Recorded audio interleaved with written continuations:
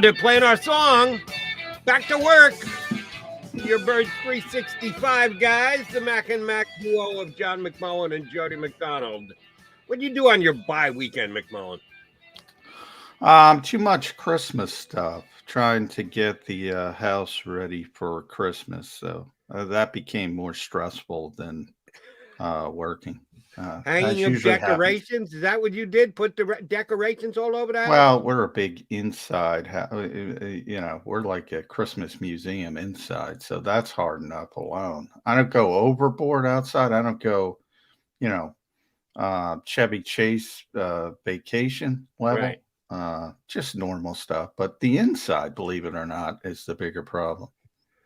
Gotcha. I'm similar here in the McDonald house. So we got the tree up, we got some lights on, but we haven't gone full board decoration, which is late. Now we're 12 days out. Usually this Yeah, is I the didn't even realize. I gotta, yeah, we're yeah, late.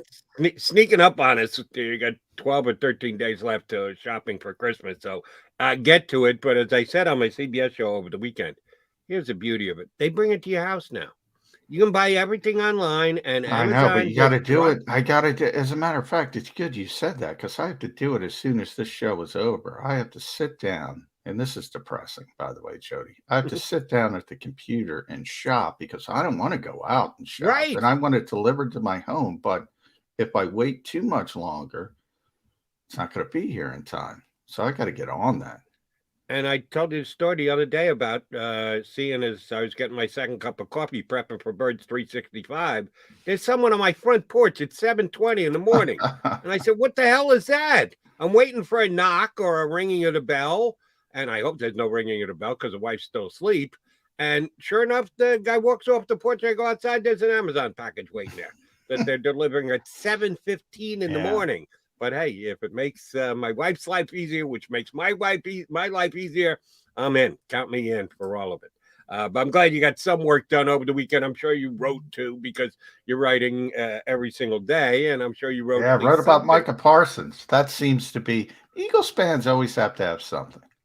And I have to jump on, well, Micah Parsons, who's having a phenomenal year. I mean, he might be the defensive player of the year. Forget about rookie defensive Right. player of the year. And obviously they could have had him. But I argue they couldn't have had him, really, because if you think about, obviously, if they stayed at 6, yes, they could have had him. And that's where they originally were in the draft. Then you had the knockdown to 12 and the move up to 10. And Dallas was sitting there at 10 and they traded down. The Giants were 11. So I think it's ironic because of that 10, 11, 12, where we started, I believe, on April 29th of this year, was 10 Dallas, 11 New York Giants, 12 Philadelphia Eagles. So 3 division rivals, what did they do in the maneuverings and the machinations? And it's going to resonate in those particular cities for years. And right now, Dallas is in the lead. So it becomes a mini, sort of very mini controversy because you and I know, Jody, they're not taking an off ball linebacker no matter what. They haven't taken one since 1979. And then people say, well, he's a great edge rusher, which he is. But they didn't see him as an edge rusher. And guess what? Either did the Dallas Cowboys. They did it out of necessity because Randy Gregory was out at the time. DeMarcus Lawrence was healthy, was injured. And I had to have somebody. And I said, let's try Parsons. He's so athletic and he's unbelievable at it. They were never going to take Micah Parsons. Never You're in a you million years. are probably right, and I absolutely love the kid as far as his talent goes. I remember we had right at the beginning of Bird 65 when we started the show back in April, was leading into the NFL draft. We had a couple of good draft guys on, including my guy Rick Saratella, and there were some concerns about Michael Parsons Oh, yeah. that he Short was arms.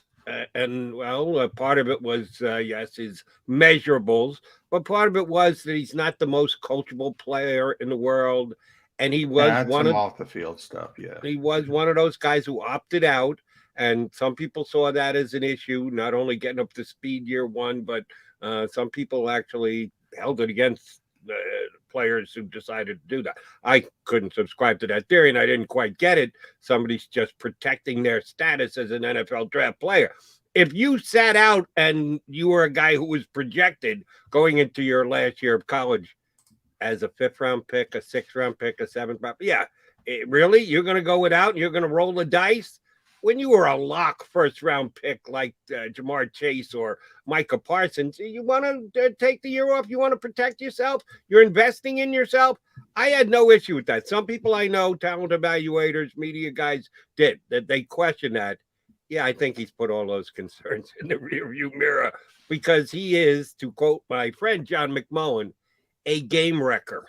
There are a handful of them in the National Football League, 20, 25. That's about it. And he's one of it 13 games into his NFL career. He's already become a game wrecker. So give the young man credit for what he's accomplishing. Along those lines, let's say we get to week 18 and the Eagles have to win to make the playoffs. And the Cowboys are still within the possibility of getting the number 1 overall seed in the East in the NFL.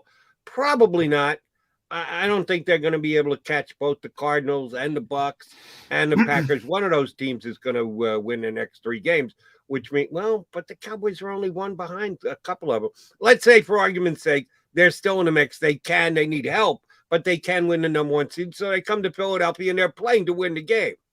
Micah Parsons has 3 sacks, a turnover, either a forced fumble or a picked off pass or whatever else.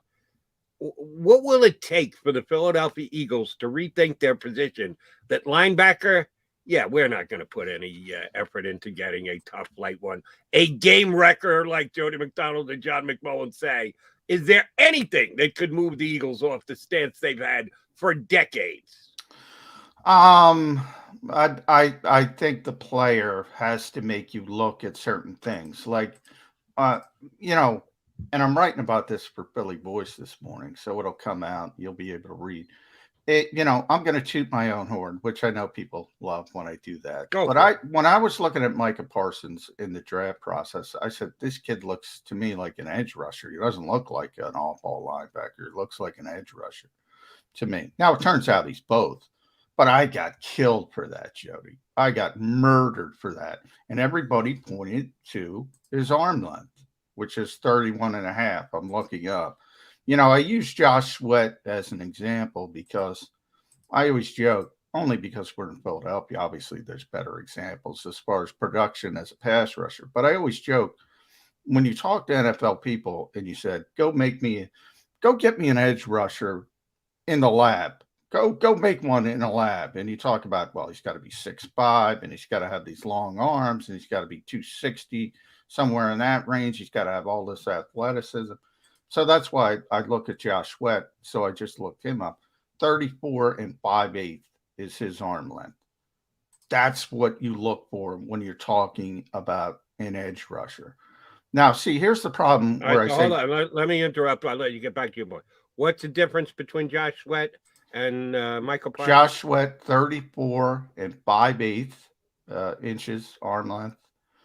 Micah Parsons, 31.5.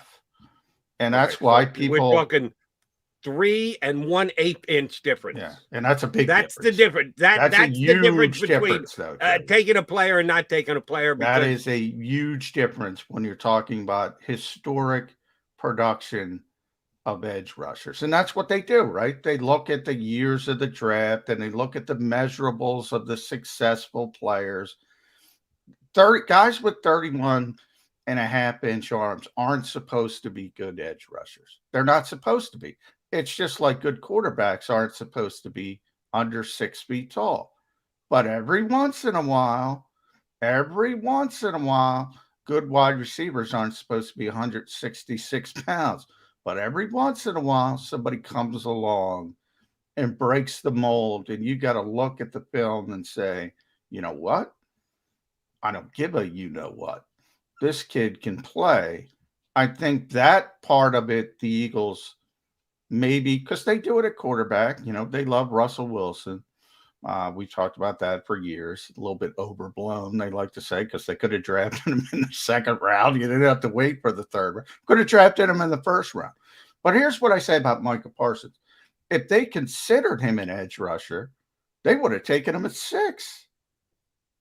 Never mind 10 or 12. They never had an opportunity at 10, though, because look, both the Cowboys and the Eagles, their first choice was cornerback. And when I say first choice, understand I got to be very detailed about these types of things. Everybody understands nobody had a chance at Trevor Lawrence, who was number 1 on everybody's board, despite what's going on in Jacksonville. What a mess there. The Eagles also really liked Zach Wilson, but knew there was a firewall so that they could never get from 6 to get him. So from that process, it was, okay, we like 4 players. They like Patrick Surtain, J.C. Horn, the 2 corners, and they like the 2 receivers, Jalen Waddle and Devontae Smith. And they said, we'll take an extra first-round pick to drop back to 12 because we think we'll get one of those 4 players. And we'd be happy with any of those 4 players. Ultimately, they would have probably liked to have one of the corners first. I think Surtain over Horn, but who knows? Carolina and Denver screwed that up for everybody. Dallas also wanted one of those corners first. Yep.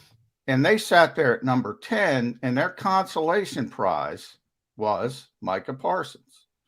And they sat and looked at the board, and you got to give the Cowboys credit. They said, well, the Giants want a receiver. They're not taking Micah Parsons. The Eagles are coming up, and we've been assured they're taking an offensive player. They're not taking Micah Parsons. So we can drop down 2 spots, get an extra 3rd-round pick, save a little money, which never matters to Jerry Jones as he brings his own benches to the FedEx Field. So that part of it doesn't matter. And say we can still get the player we want at 12, and they make the deal. Now, the one thing that could have put the fly in the ointment is the Giants were so despondent about not getting Devontae Smith, they traded out. So if that team coming up wanted Micah Parsons, the Cowboys would have had egg on their face a little bit. But that was a calculated gamble, worked out for them, and now they have the Defensive Rookie of the Year, maybe the Defensive Player of the Year. But, the thought process of the Eagles should have done this, the Eagles should have done that. They weren't looking at that particular player. So at the end of the day, and they're not the only ones who looked at Micah Parsons and said, this kid can't rush the passer, can't be an edge rusher. He's got to be a linebacker. And they don't value that position at that point of the draft. Bottom line. Understood. Well, my point is I have no problem with the way that Howie Roseman played the draft day game on this past draft day. You're right. The Cowboys played it to perfection.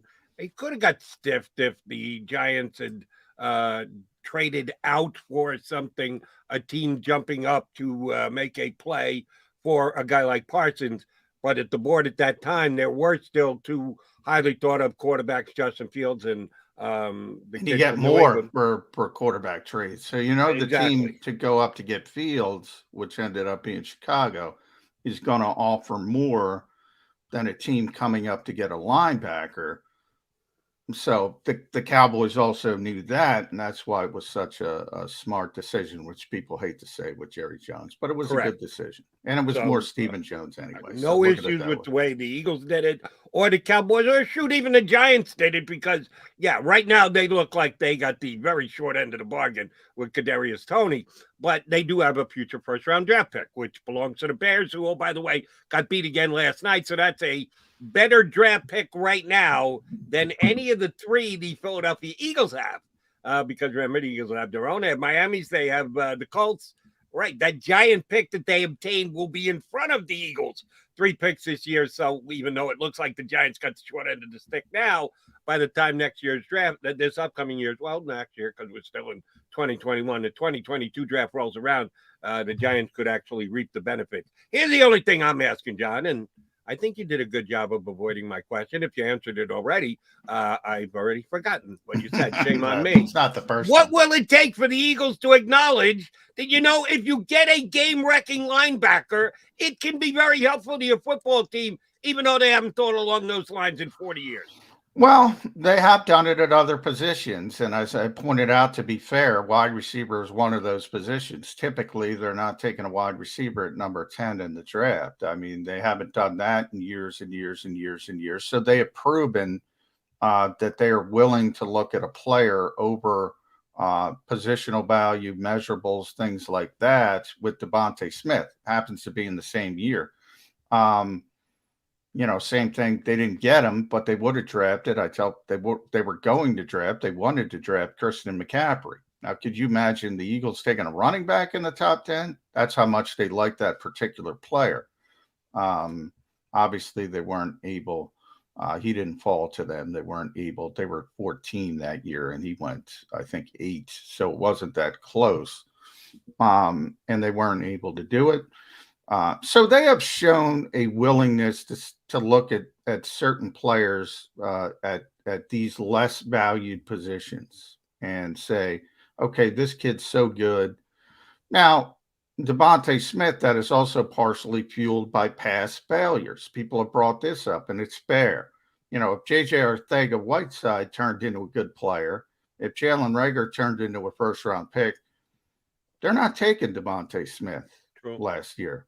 And then you throw a curveball. But I say they're still not taking Micah Parsons. They would have, again, traded up to get one of the corners if they felt that was the way to go, or they would have traded down probably to take a Kwity Paye, who's turned out to be a pretty good player, or an offensive lineman. Your guy, Elijah Barrett-Tucker, is going to be a pretty good player. They weren't going to take the kid. And maybe maybe they look at him and they say, we got to open our mind.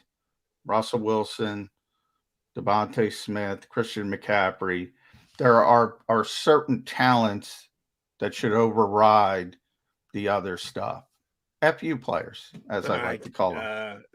We don't want to say FU to our first guest and push them back, but I do want to get your take on the Washington football team Dallas game from yesterday. And our first guest is going to be Jimmy Kempski for Philly voiced. Eagle Beat guy is going to join us in 5 minutes or so.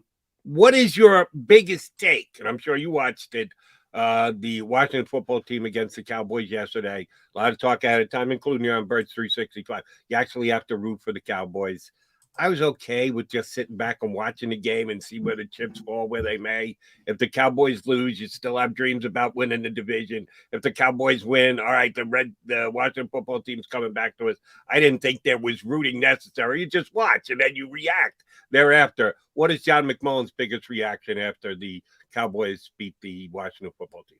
I can't believe they let him back in the game. They destroyed him. That was the theme of this whole, starting on Thursday night. You see all these teams, Minnesota's destroying Pittsburgh. Pittsburgh comes back. Dallas is destroying Washington. Tampa Bay is destroying Buffalo. There was another game. San Francisco was up 2 scores on Cincinnati.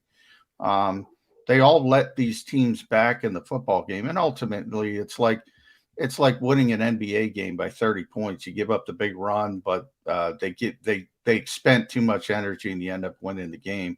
That's kind of what happened. The Cowboys dominated, and they did so many. But they put the Washington football team on a tee for the Eagles. They hurt the quarterback. They hurt the best receiver. We got to see if Terry McLaurin can make it through concussion protocol. Taylor Heineke's having an MRI. Man, they put the Washington football team on a tee. And by the way, the Cowboys have 3 game records on defense now. And 4, if you want to add Trayvon Diggs. Randy Gregory, for people who haven't noticed, finally, after 100 years and 150 suspensions, is a monster. And DeMarcus Lawrence is back. This is Birds 365. I'm going to get in a lot of trouble for this. When the Cowboys are healthy, they might be the best team in the NFC. You were talking about the number one. How'd the Cowboy offense play yesterday? Well, Dak, that was an awful interception. He let him in the game. You're the best team in the conference. You got to be able to play. Well, they didn't have Pollard. Again, you got to be healthy. You can't be giving the ball to Corey Clement 100 times because Ezekiel Elliott's banged up and playing, and Tony Pollard's not playing. I put healthy in there. I said when healthy, and they haven't been healthy. They're a good football team. Good football team, not the best team in the NFC. Tampa's better, Green Bay's better, and we'll see Arizona tonight. I think Tampa gave up the big lead too, Jody. Yeah, Tampa gave up the big lead to Buffalo. The Cowboys gave up the big lead to the Washington football team. A little bit of a difference there as far as I'm concerned. Cowboys looked great yesterday defensively. They looked pretty poor offensively. Kind of a flip the script type thing. The Cowboys defense was the thing that looked at the thing that could have kept them from advancing deep in the playoffs, and the offense had all the weapons that you could ask for. Right now, it's the exact opposite. The defense is playing much better, and the offense has got some serious questions attached to it. But that's not till week 18 when the Cowboys come to Philadelphia to take on the Eagles. You're right about the Washington football team, though. And this, I've been giving Taylor Heineke credit these last couple of weeks because he's played really well. He's above a game manager. He's not a franchise quarterback, but he's above a game manager. You know what I saw yesterday? A guy who can't come from behind. And I know the Washington football team got it to a one-score game, but it was as much as the defense and Dak Prescott throwing bad interceptions that got them back in again. It wasn't really the strength of Taylor Heineke, and then he got hurt and he was out of the game. Anyway, he's not a guy. If you get ahead on the Washington football team, Taylor Heineke's not going to come from behind and beat you. So that's one of the things we'll be talking about all week long as we lead up to Eagles and Washington. First game back from the bye. We'll talk that much more about the bye week. And we'll do so with our buddy, Jimmy Kelsey, scheduled to join us from Philly Voice. Hopefully he's next here on Birds 365.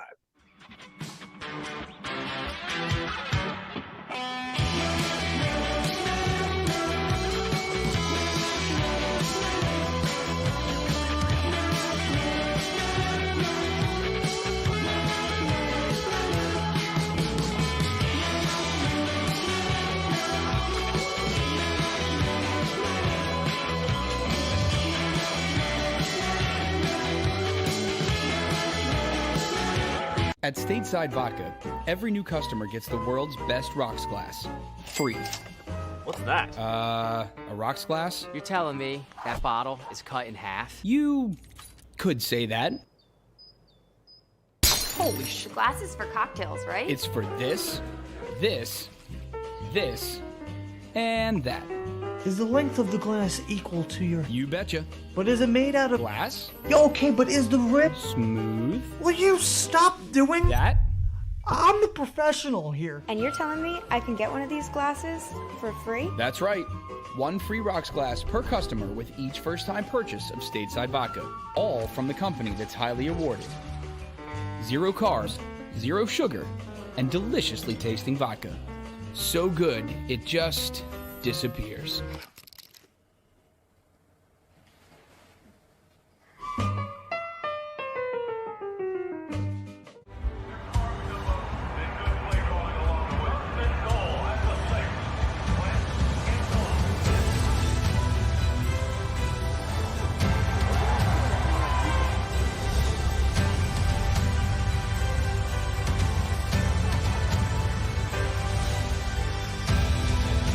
Field of life, First Trust Bank is there for you. Champions on 3. 1, 2, 3. Because Philadelphia dreams deserve a Philadelphia bank. When it comes to the fight against insurance companies, large corporations, and the healthcare industry, injured victims are always the underdog. But that doesn't worry us. At Messa & Associates, we're an injury law firm from Philadelphia, and we come to fight. Our clients know that they've got representation with a chip on its shoulder, and it's the same chip that makes Philly the toughest city in the country. Call 215-568-3500 or visit us online at messalaw.com. Messa & Associates, the toughest injury firm in Philadelphia. Go for the midnight dares. Go for the game. Go for the hits. Go for the fans. Go for the win. Go to Ocean Casino Resort. Book your trip at theoceanac.com.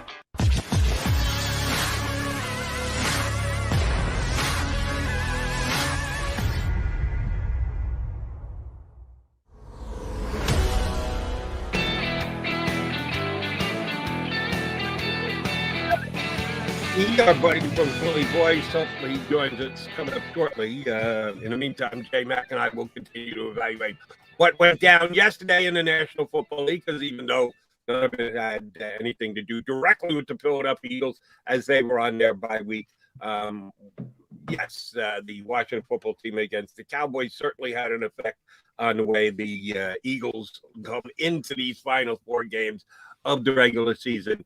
We already knew that the Vikings had won, but now we know where the Eagles sit. They're just outside the playoffs looking in, but they still control their own destiny. All they got to do is win 4 games in a row.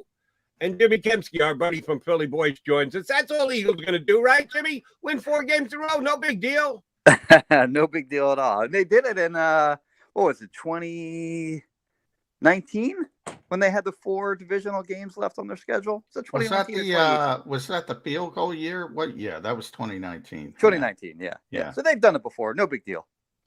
And they did it week 17 at the time, Jimmy. I guess we were at FedEx Field. And that's, the team that the Eagles probably have to handle. And I think if one of those 2 teams can sweep the other, they're probably going to get that 7th spot because of things that are shaken out around the NFL. And boy, I got to tell you, the Dallas Cowboys put the Washington football team on a tee for the Eagles. They hurt the quarterback. They hurt the top playmaker. What else can the Eagles need? Yeah, a couple offensive linemen too. I forget who they were. I think it was Charles Leno, maybe. Yeah, Charles Leno. Yeah, and one of their interior guys. So yeah, I mean they hurt 4 of their starters. It looks like Heineke's going to play. Those are the early reports. Wow, that could be good though. Right. Yeah, Kyle Allen actually looked okay in that game. But McLaurin, I mean, the difference between him and the rest of the receivers on that team, I mean, it's night and day. Like he's the guy that you have to stop in that passing game, and he's hurt the Eagles in the past, obviously too. But yeah, if they don't have to dedicate Darius Slay to him for the entirety of that game, and they can use him wherever else, then that's a big point check mark in the Eagles' favor in this matchup coming up. Jimmy, just before you join us, John and I were talking about the Cowboys and how good they looked yesterday defensively and getting some guys back from injury that can get to the quarterback so they don't have to just ask a linebacker like Michael Parsons to do all the heavy lifting as far as pass rush goes. Their defense was really good yesterday, but their offense kind of disappeared. Dak Prescott looks nothing like a franchise quarterback the last couple of weeks. Good start to the season, but has come back to the pack. We know that they've got to handle their own business with Washington 2 of the next 3 weeks, but then they're probably going to have to win that final game of the season. If the Cowboys are playing for playoff positioning in that last week, how good are the Cowboys compared to the other teams in the NFC? John and I disagree on this a little bit. How do you rank them in the NFC right now? So you look at I think there's 5 teams that are, way better than the rest of the NFC. And of course, those are the 4 divisional leaders and the Buccaneers, Packers, Cardinals, and Cowboys. And the Rams are kind of in that mix too, being the top wild card team. As far as where they rank among those 5 teams, it's hard to bet against, the big stud quarterbacks in, Aaron Rodgers and Tom Brady. Of course, I put those 2 teams ahead of them based on the way their quarterbacks are playing and just who they are as players. The Cardinals obviously have the 10-2 record. They're the top team in the NFC record-wise. They're going to have that 1 seed more than likely, which is just a major advantage, especially now that the NFL added a 7th team. There's only 1 first-round bye, so I kind of put them ahead of them in the hierarchy. I'd have them 4th, I guess, among the NFC teams. I think obviously they have a little bit of an edge over the Rams because the Rams are, not leading their division. So I kind of have them 4th. But the point that you make about, their offense and their defense, it's weird because the way this season, even heading into the season, it looked like their offense was like, going to be like a top 5 kind of unit. And it looked like their defense is going to be really bad, especially with a lot of the injuries that they suffered with, DeMarcus Lawrence, for example, going out for a long stretch. But now they got him back. They got Randy Gregory back. They got Parsons back. Like those 3 guys are like really difficult to match up with in the passing game. So, and then of course, Trayvon Diggs is, sort of in the conversation for like defensive player of the year with the way that he's played, leads the league in interceptions, made a bunch of big plays all throughout the year. Their defense is like legitimately very good all of a sudden. So yeah, sort of a tough team to kind of get a handle on. If they can put it all together, like if their offense starts playing up to the capabilities that they're, up to the, the ability that they're capable of. I mean, they're big time. I mean, they're big trouble for other teams in the playoffs as we kind of get into January here. But it's obviously a very, very talented roster. But as you mentioned, sort of the flip flop of what we expected: offense not playing as well as expected, defense playing way over their heads. Yeah, and that was kind of my point, Jimmy. They're so talented on paper when everybody's healthy. Now, everybody hasn't been healthy. Even yesterday, we talked about their offense. Ezekiel Elliott is playing, but he's banged up, so they're giving the football to Corey Clement 15 times. Right. Tony Pollard's not able to play. CD Lamb has been out at times. Amari Cooper with COVID. Gallup was Michael out for a while Gallup too, was out for a long time. The offensive line was banged up. If they can get everybody together, Randy Gregory might be suspended as we speak. Who knows? But that guy has finally turned into a monster. Yes. He is an unbelievable player. And as you mentioned, DeMarcus Lawrence is back. They're probably not going to have the defensive player of the year because Parsons and Diggs are going to split votes and Myles Garrett's going to win it. Right. That is a talented football team. Am I crazy? Yeah, I mean, especially as you say, like on paper, like they are very, very scary if they get everyone back and healthy and playing the way that they're capable of playing. I mean, they're going to be hard to beat. It'll be a tough road for them throughout the playoffs because they're going to have to win 3 games to get to the Super Bowl, of course, because they're almost certainly not going to get the 1 seed. I think for the Eagles' perspective, by the way, you see them sitting there at 9-4. The Packers and the Buccaneers, each have a game up on them. Cardinals have, depending on what happens in their game tonight on Monday Night Football, could be up 2 games on them. The Eagles really need them to lose 1 more game and for those other teams to kind of pull away from them a little bit so that Week 18 game is meaningless. If they're locked into that 4 seed. And obviously that'll help the Eagles' chances of making the playoffs as a wild card, substantially higher. And, oh, by the way, for those who haven't checked the schedule lately, the Cowboys don't, like the other teams in the division, finish with just divisional games. They've got a game left against the Cardinals, which will, if the Cardinals want to be the number 1 seed, go ahead and beat Dallas and prove that you're better than the Cowboys. Put them in your rearview mirror. That comes up in a couple weeks. All right, Jimmy, we talked a lot about the opposition for the Eagles. How about the Eagles themselves? On the bye week, not coming back till the middle of the week to practice. We're all crossing our fingers and hoping that the Eagles are getting healthier with this downtime, but we won't know anything until they show back up on their quarterback, on their running backs. Remember, they kind of ended that Jet game. Miles Sanders on the sidelines. Of course, Howard not dressed. Scott didn't play much until it was absolutely necessary after Sanders went down. How are you feeling about the Eagles' health right now? Yeah, I mean, the big one for me is Jason Kelsey, too, because they said after that game that they got positive news back on him, but they stopped short of saying he's going to play Week 15. So I think when we see these guys practice on Wednesday and we get the initial practice report, that's the guy, the practice report. That's the guy that I'm looking at in terms of where is he? So I think Jalen Hurts is going to be back. Like there's, I think, legitimate question whether he could play or not. Week 13 against the Jets, he certainly thought he could play. You give him 2 more weeks, I fully expect him to be back. But man, if Jason Kelsey's out, I think we saw what it looks like when Nate Herbig is your center. Yeah. I don't know if they adjust and they put Dickerson inside. I can't imagine they do that at this point in the season. But he is the biggest injury concern I would have if I'm an Eagles fan looking up at this. And you look at like this. Washington defensive line is extremely talented and can take advantage of a guy like Herbig if he has to start. So that's the big one for me is, where's Jason Kelsey at with his knee? Jimmy, speaking of the offensive line and Wednesday, what are we going to hear when we show up about Brandon Brooks? What is going on there? Yeah, it's weird that they just basically said, we're not going to talk about him until after the bye. Which is weird. And it's like a kid. They want to push it off. I'll talk about it later.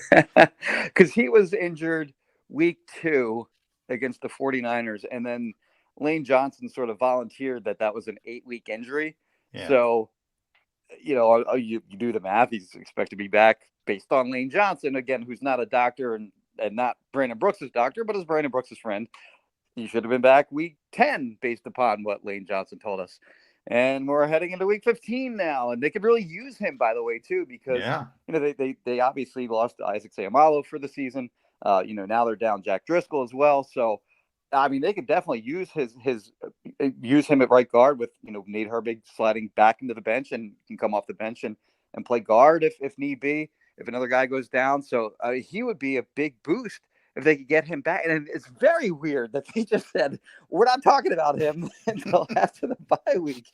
So, yeah, it will be interesting to see, what this big reveal is when we talk to them again on Wednesday. And, Jimmy, it's weird from the fact that Nick has been pretty honest, pretty above board about most injuries as compared to Doug. And, everything was week to week, a day. He's been concrete, and Brandon Brooks is like, we'll talk about it. I have no new information. Evidently, they don't talk about Brandon Brooks at all. First rule about Brandon Brooks, don't talk about Brandon Brooks. That's exactly where I was going. Jimmy, I got to ask you about one of your recent columns because I know you and I are kind of on the same page here. J-Mac, not so much. Your surprises, your upbeat surprises, both negative and positive. Your upbeats, Jordan Howard, couldn't agree more, off the practice heap, and all of a sudden he's winning games for the Eagles. Vontae Maddox, love the fact that they signed him to a contract extension. He's been great in the slot.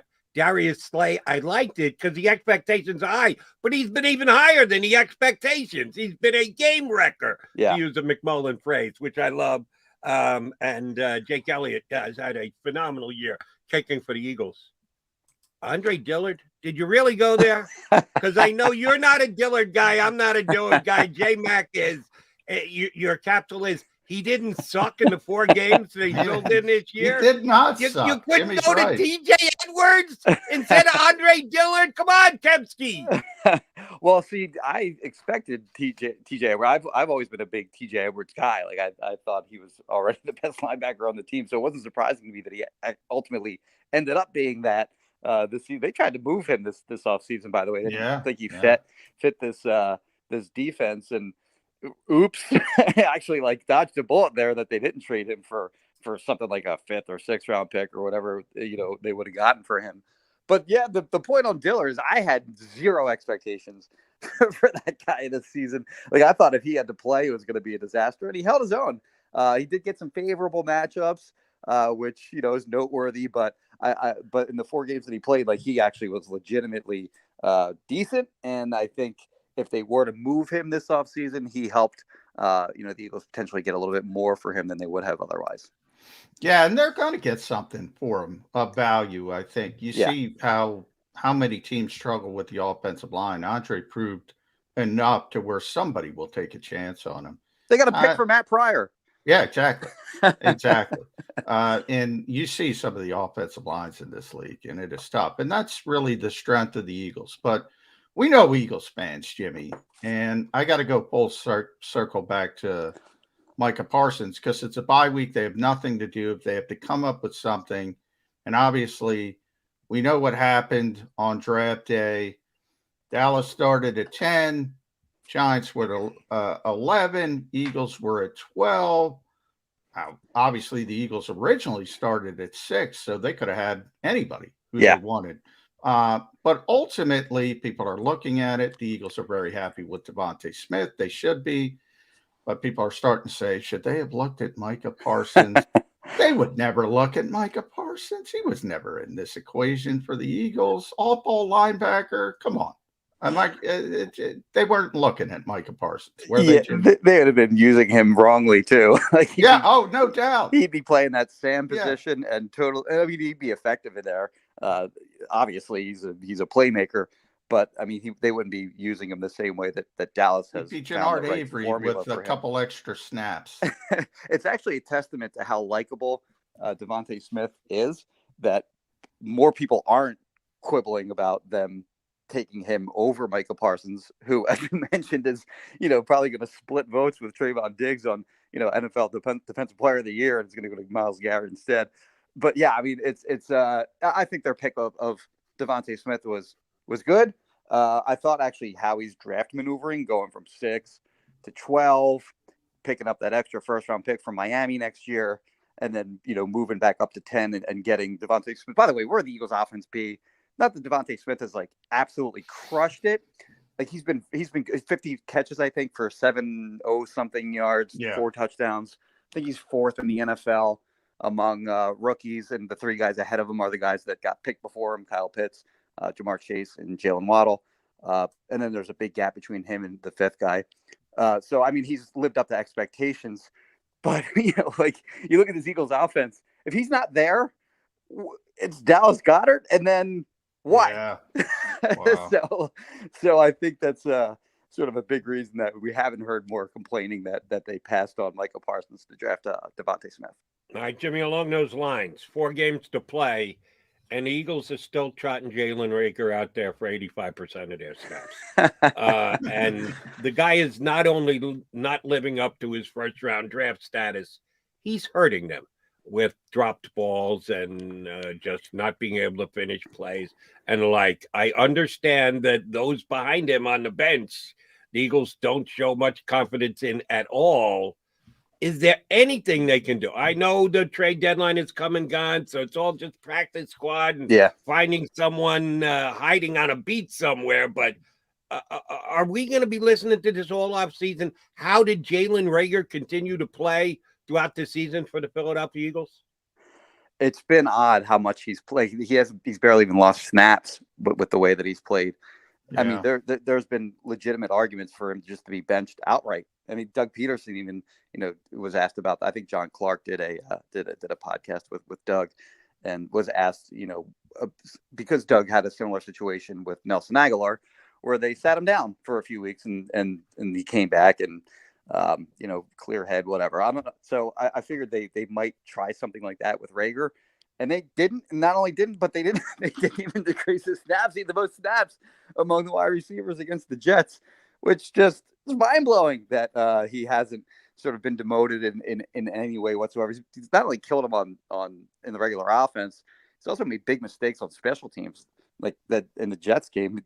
Ball bounces at the 1 or 2 yard line or whatever it was, because he thought it was going to land in the end zone for a touchback. Gets tackled at the 6 yard line, I think it was. They wind up scoring a touchdown on that possession anyway, so I guess it didn't hurt him. He avoided heavy, severe criticism on that one after that game. But yeah, he's been a mess. Clearly, I mean, that's not even really analysis at this point. Anyone who knows, like anyone, a non-football fan could watch the Eagles games and sort of realize that. So yeah, and as you mentioned, there isn't much behind him. If you take him out, you're either putting Greg Ward in there, which, in my opinion, at least that guy can make short catches, move the chains for you a little bit. J.J. Arcega-Whiteside at least gives you some blocking ability. I think he has proven that he should lose some snaps at least to those guys, even if those guys aren't really threatening at all to opposing defenses. That's how bad Jalen Reagor's been. Yeah, it has been. And he did get benched as kick returner, Jimmy. They did go to Boston Scott. So I'm going to defend the coaching staff for this one, rarely. Obviously, against the Jets, they got the lead, and they went to that mode of let's run the football in the second half. So they had a lot of 12 personnel, 13. Tip of the cap to our buddy Paul Domowitz, our 12 personnel guy. But if you're going to have a receiver only on the field to block, I don't want Devontae Smith to get hurt. I don't even want Quez Watkins to get hurt. Put him out there as a crash test dummy to that's fair. The edge. I thought it was a smart thing to do in that instance.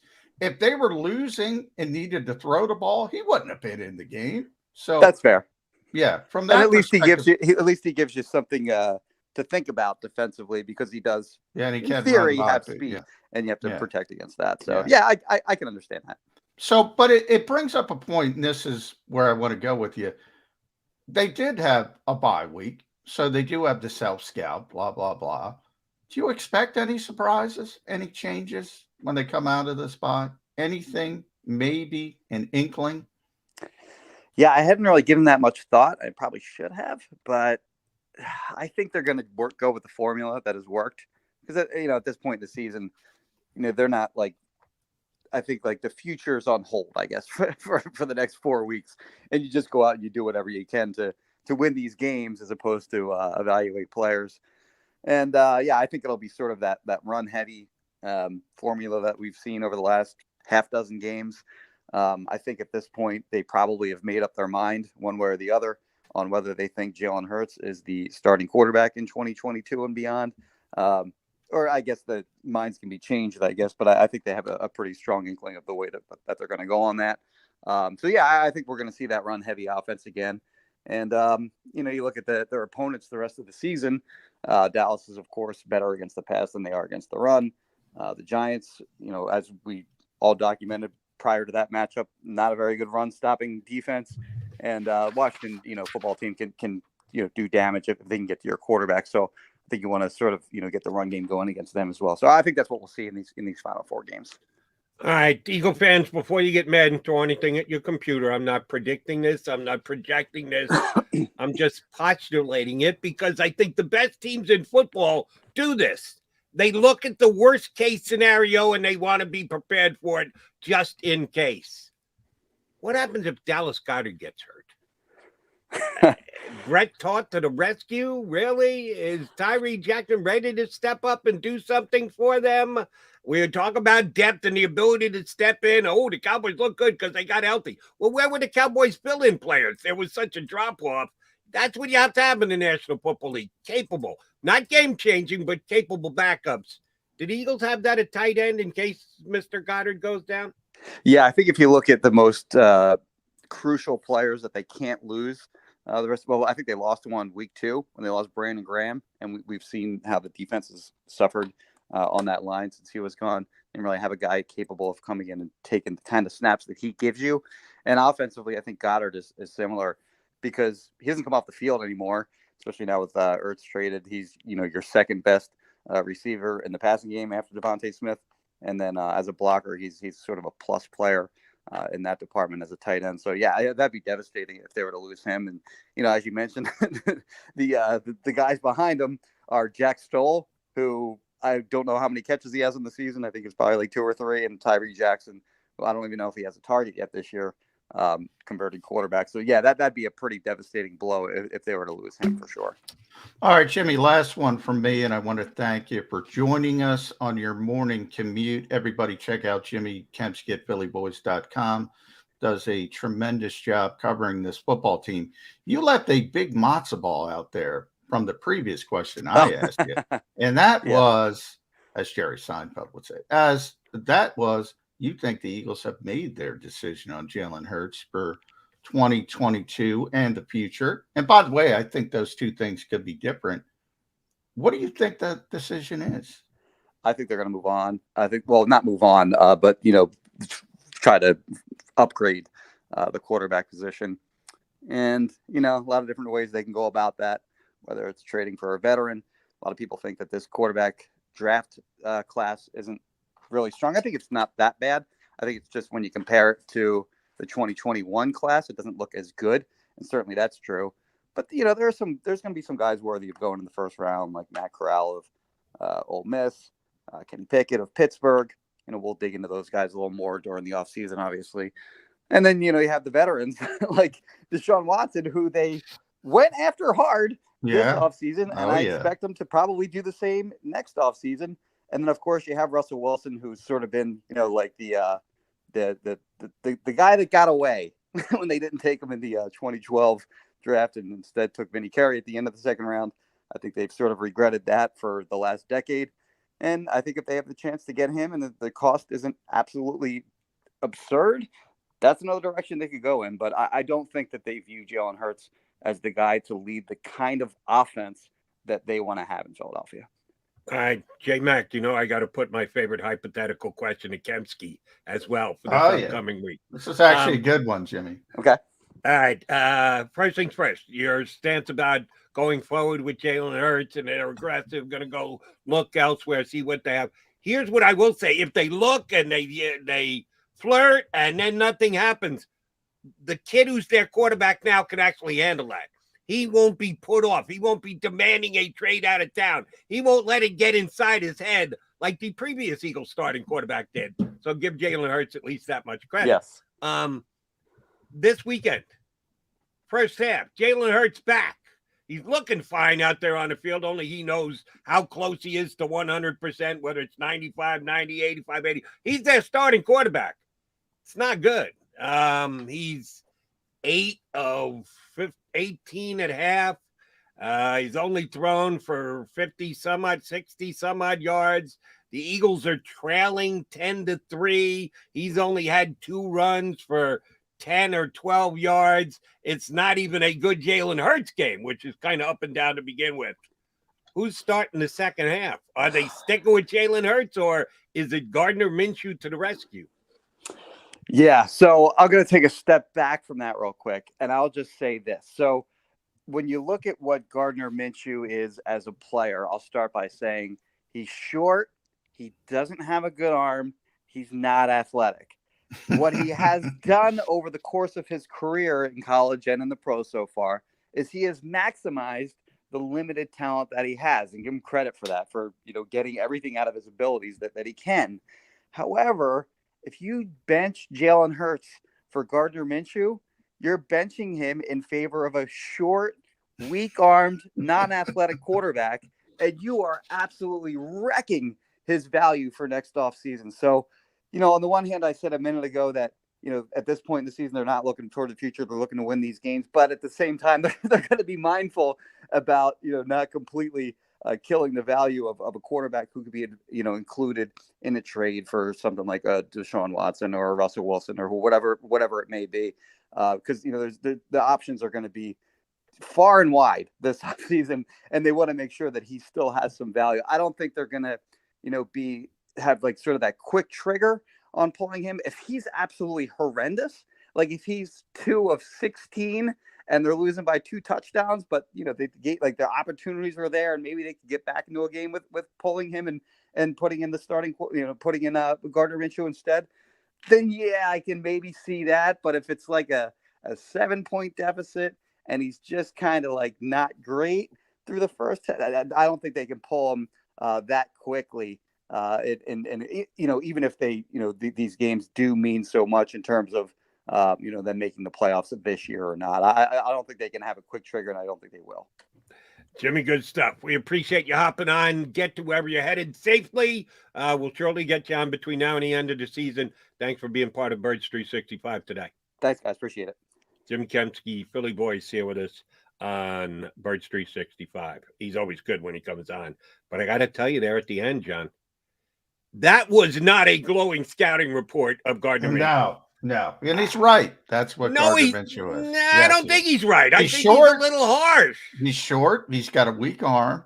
He's not terribly athletic. You would call him a weak arm. I don't call him a weak arm. I call him a below average arm. There's a difference. Well, I know we're doing this semantical hair splitting here. But I would say below average arm as well. But league.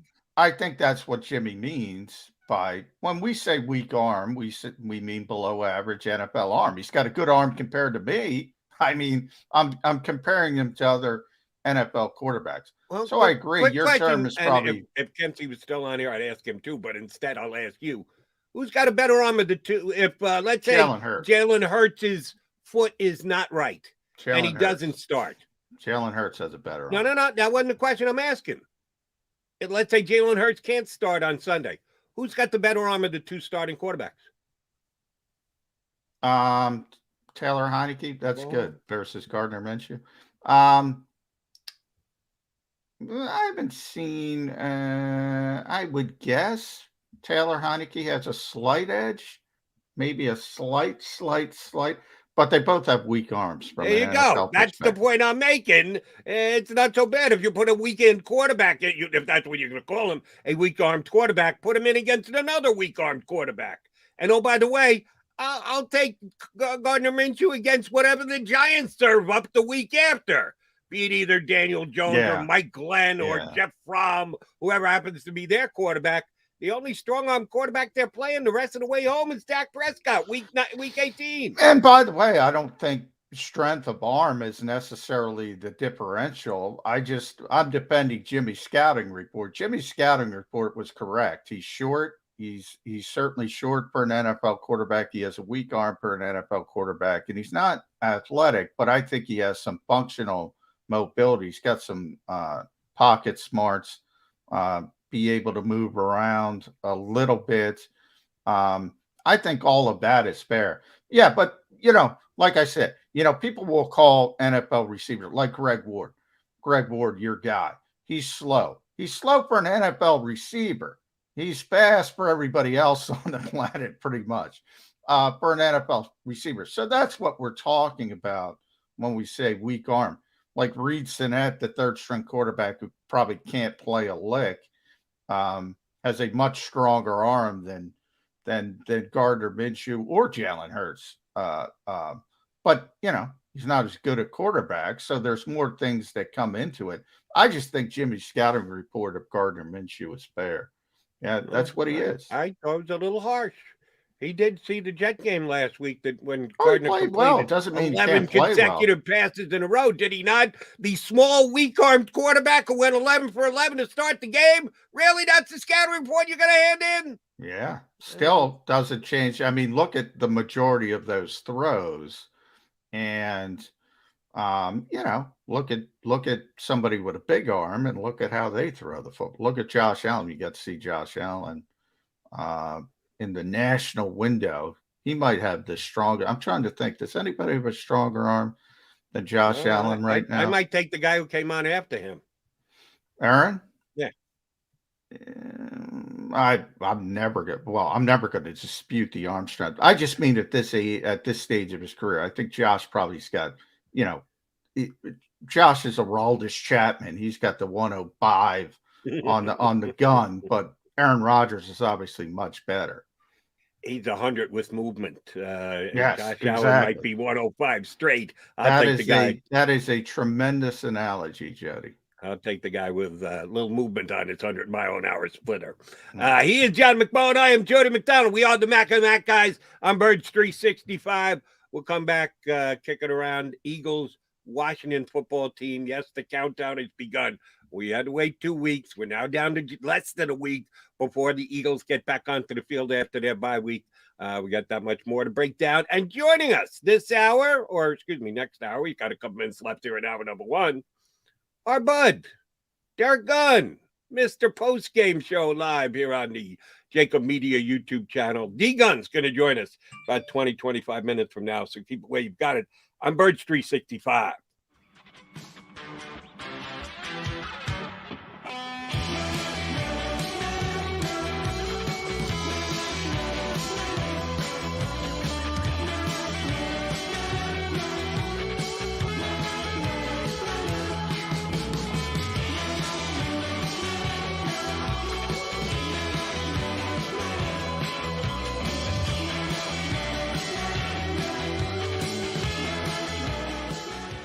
At Stateside Vodka, every new customer gets the world's best rocks glass, free. What's that? A rocks glass? You're telling me that bottle is cut in half? You could say that. Holy shit. The glass is for cocktails, right? It's for this, and that. Is the length of the glass equal to your... You betcha. But is it made out of... Glass? Okay, but is the rip... Smooth? Will you stop doing... That? I'm the professional here. And you're telling me I can get one of these glasses for free? That's right.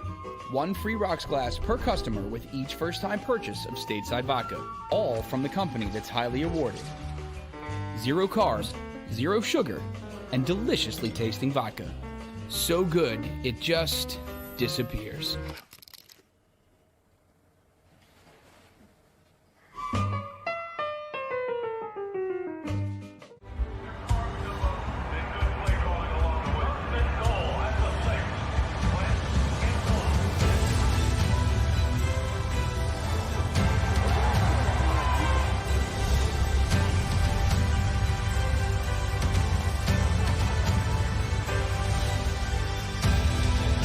Field of life, First Trust Bank is there for you. 1, 2, 3. Because Philadelphia dreams deserve a Philadelphia bank. When it comes to the fight against insurance companies, large corporations, and the healthcare industry, injured victims are always the underdog. But that doesn't worry us. At Messon Associates, we're an injury law firm from Philadelphia, and we come to fight. Our clients know that they've got representation with a chip on its shoulder, and it's the same chip that makes Philly the toughest city in the country.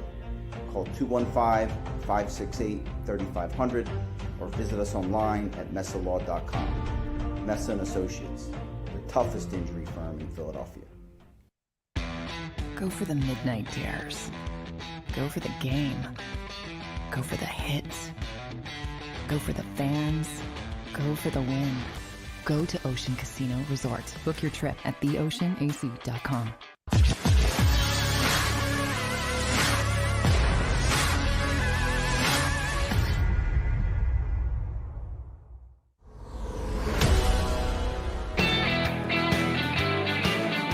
You got Mac and Mac here, John McMullen and Jordan McDonald, Birds 365. Yes, the Eagles return to the field this week. Yes, we're actually going to see an Eagle football game. What was yesterday like with no Eagles football? I watched the Washington football team and the Cowboys for sure, and then jumped around to the rest of the National Football League. But yes, we get the Birds back.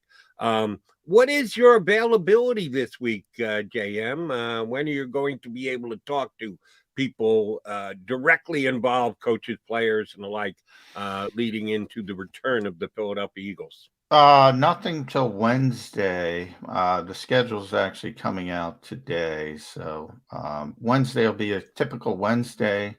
With all Are they actually going to practice, or will it be a walkthrough? That I don't know. We're going to see that, and that will be kind of interesting. But yeah, no availability till Wednesday, coming off the bye week. And by the way, Jody, everything in closed circuit to Xander, see if Jeff Kerr, because I got to get COVID testing on Wednesday morning. But everything broke the Eagles' way again, pretty much. Not perfect. Obviously, Minnesota could have lost on Thursday night, which would have helped out a little bit. But for the most part, and 538, I don't know if people know that. If they're political people, they know that site, which is very famous for predicting elections. They also do NFL playoff predictions, and they have been for years.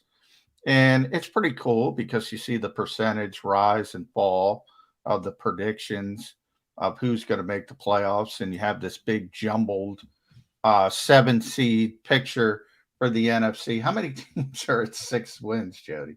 I got to look it up real quick. The NFC, I believe, has 5 teams. So it's, if Washington is in right now, they would be the final team at 6 and 7. Minnesota would be the 8 seed, the Eagles 9, Atlanta 10, Saints 11. They're all 6 and 7.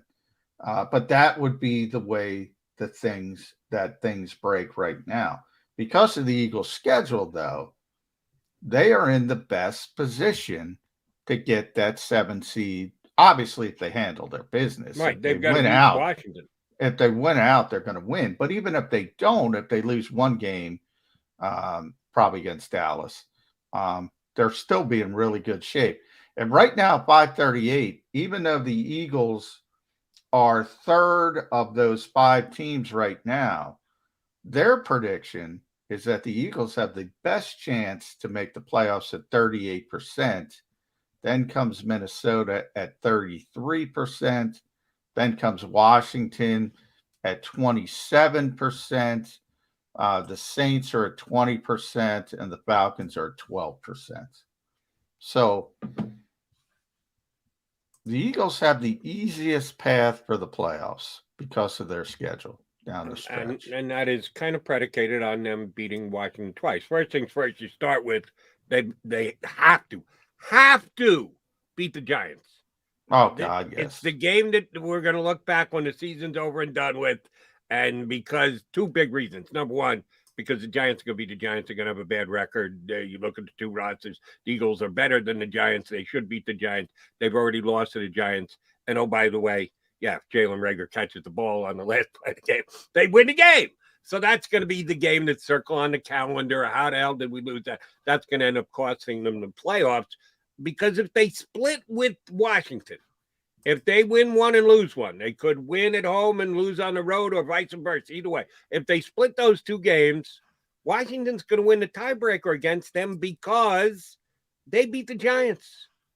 They got a chance to beat the Giants twice. If you assume the Giants are going completely in a tank, which they probably won't, they'll jump up and beat somebody. Who knows who they're going to beat? But if Washington beats the Giants, they will have swept the Giants. That loss to the Giants is what going to cost the Eagles the playoff spot.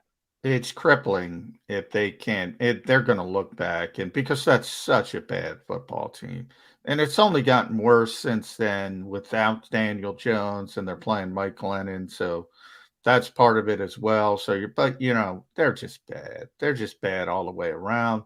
I still can't figure out that loss, and as you mentioned, all the opportunities. Yeah, they will look back at that particular game and say, "Oof. How did we lose it?" And that would likely cost them the playoffs. If they lose two, they got no shot.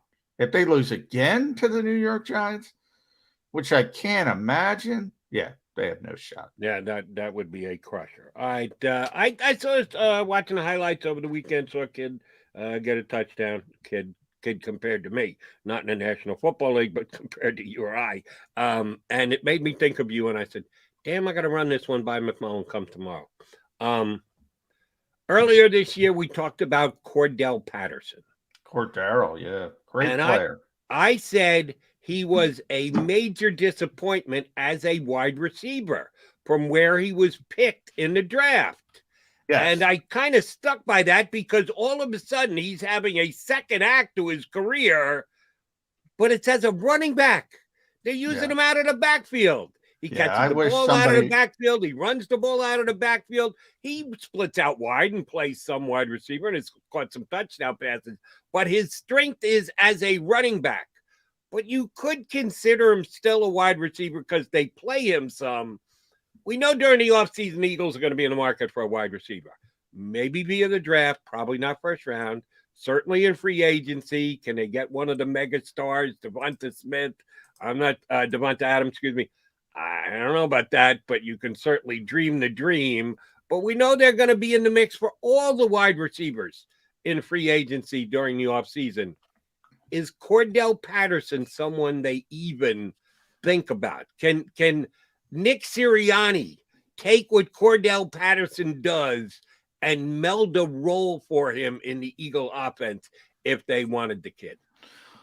Well, yes, because yes and no. I mean, he's not what they need at wide receiver. And actually, I was watching a little bit of the Bears-Packers game last night. I heard Chris Collinsworth say something about Allen Robinson.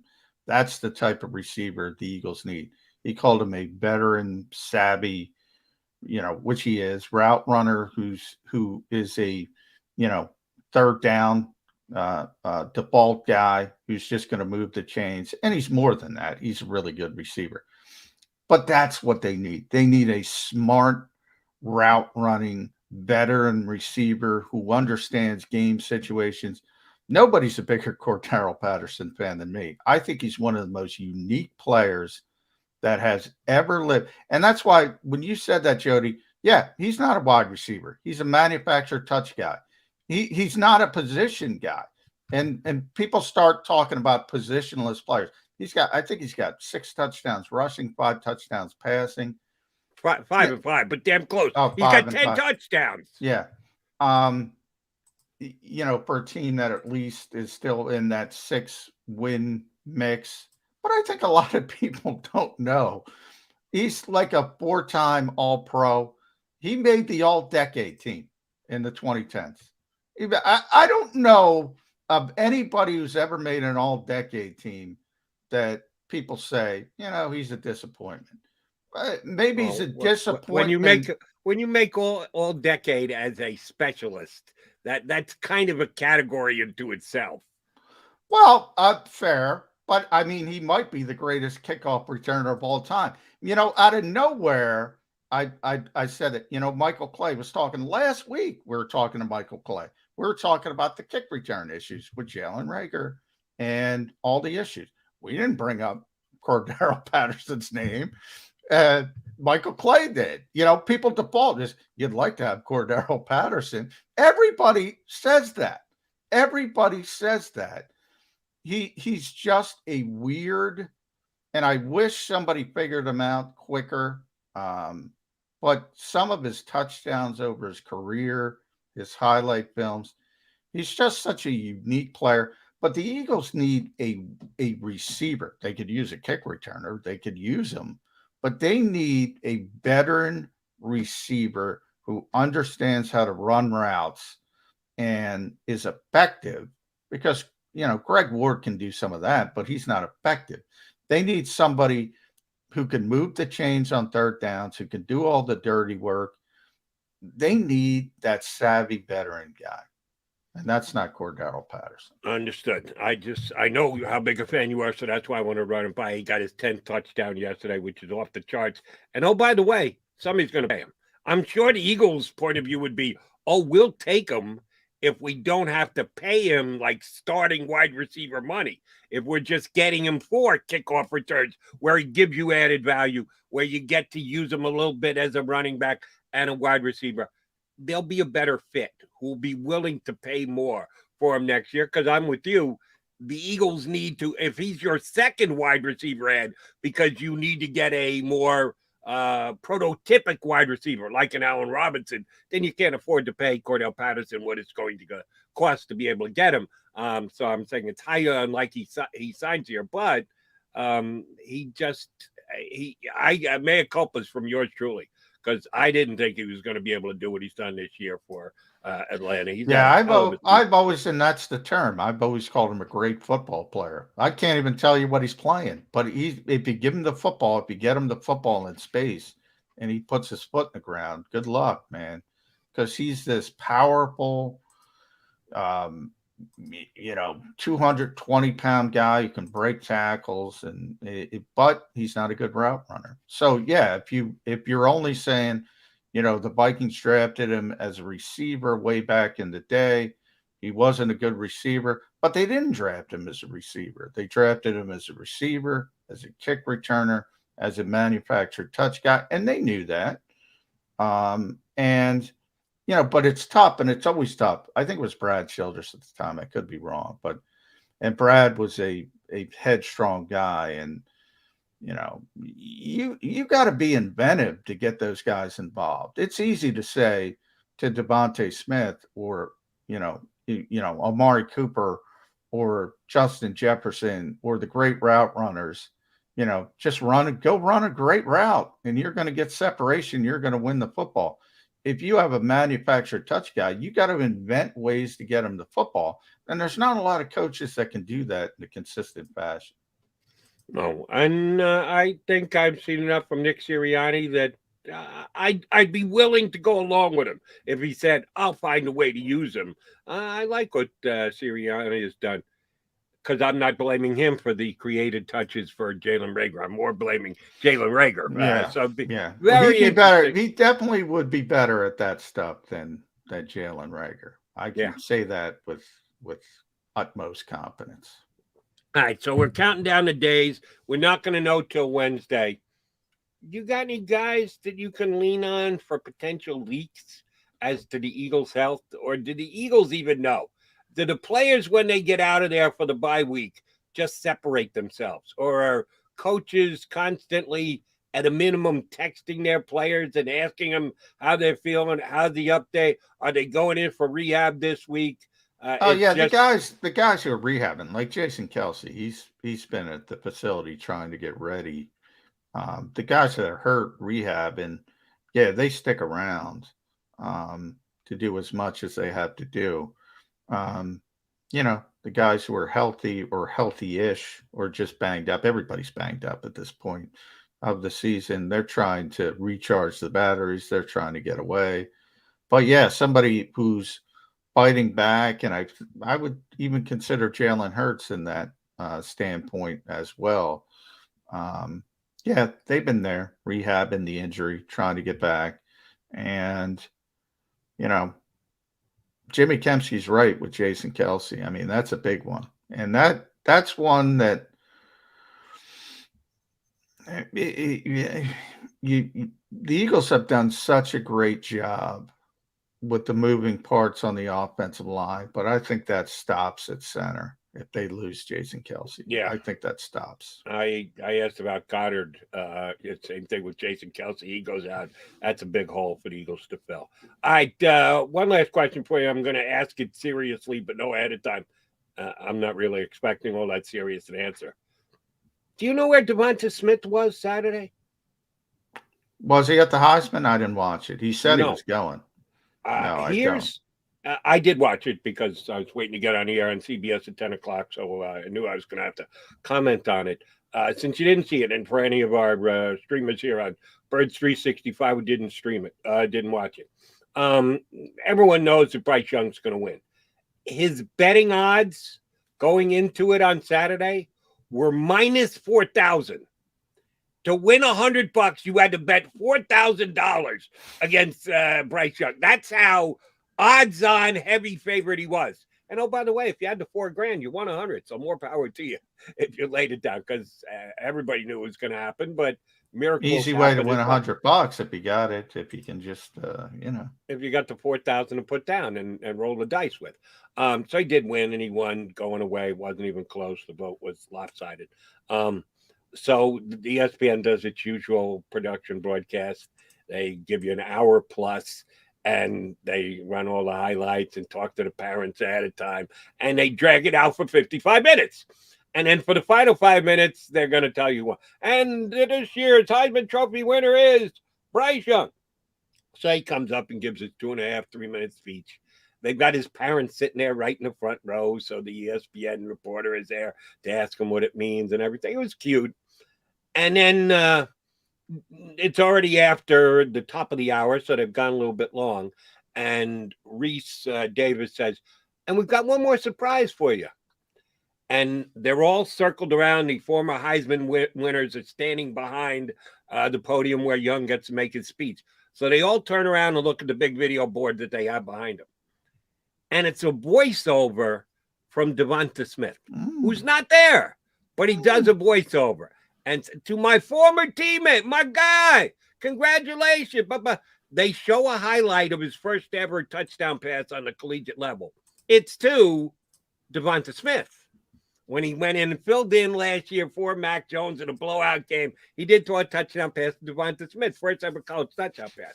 And Devonta has a great line, and he says, little did they know that your first ever touchdown pass was going to be a Heisman to Heisman connection, which I thought was a great line. I don't know if somebody wrote it for him or Devonta wrote it for himself, but it was great. They closed it out with a really nice piece of production, and congratulations to Mr. Young. And yes, I will predict now he'll be the number one pick in the draft in 2023 because he's not coming out this year. He's a sophomore, so he can't come out till next year. Why wasn't Devonta Smith up there? I don't know. When we talked to him, he said he was going up, and he probably said probably. I'll have to look at the transcript, but he did indicate that he planned on going up. Who knows? Well, we'll have to ask him when we get back. Yeah, but he said he planned on it. We he had the bye week. If you're a NFL player and you're in the middle of the season, I wrote about it on Philly Mag because he said he was going up, and he planned on going up, and he wanted to be there. But who knows? I mean, could be something as simple as, I don't know, car problems, family issues. You know me, Mr. Panic here. Is Devonta Smith got an injury that we're not privy to, that we don't know about? He's fine. They took him out so he wouldn't get an injury, so he didn't have to block against the Jets. So no, he's fine. But he did. That is interesting because he did say he planned on going up, and maybe he said, you know what? Yeah, Devontae's a homebody, man. He doesn't like going anywhere. He likes to play video games, and he doesn't like to go out. So maybe he just said, you know what? I don't want to go up to New York. Well, and then number one, that would cut my consternation down a little bit. Number two, I give him credit because he did record the piece for ESPN. Yeah. And I thought it was the coolest thing about the whole award ceremony, which ran an hour. Maybe it came down to that. Maybe they said to him, they gave him the option. He said, oh, I can do it from here. I'll do it from here. Maybe it was one of those things. But But yeah, we'll talk about it. Well, that'll definitely come up when Okay. he talks this week. I'm just hoping that there's nothing, because if he did say he was going to go and then he didn't go, red flags go up. Wait a minute. Is there something wrong with Devonta? Sorry, Eagle fans, if I'm a little bit of a nervous Nelly. All right, McMullen and McDonald hanging with you here on Birds 365. We'll take a timeout. Scheduled to join us is our bud, D Gunn, Dark Gunn from the post-game show here on the JAKIB Media YouTube channel. Coming back here on Birds 365.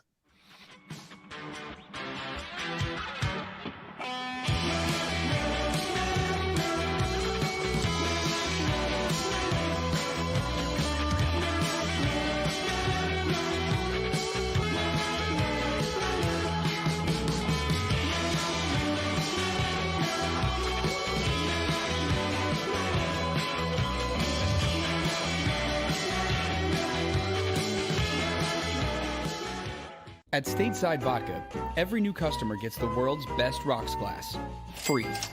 What's that? A rocks glass? You're telling me that bottle is cut in half? You could say that. Holy shit. Glasses for cocktails, right? It's for this, this, and that. Is the length of the glass equal to your... You betcha. But is it made out of... Glass? Yeah, okay, but is the rip... Smooth? Will you stop doing... That? I'm the professional here. And you're telling me I can get one of these glasses for free? That's right. One free rocks glass per customer with each first-time purchase of Stateside Vodka. All from the company that's highly awarded.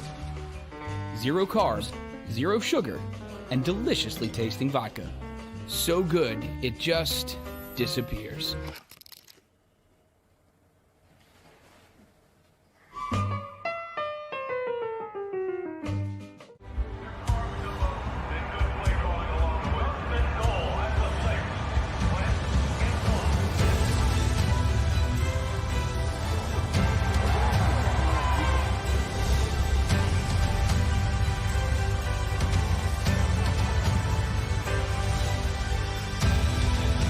Field of life, First Trust Bank is there for you.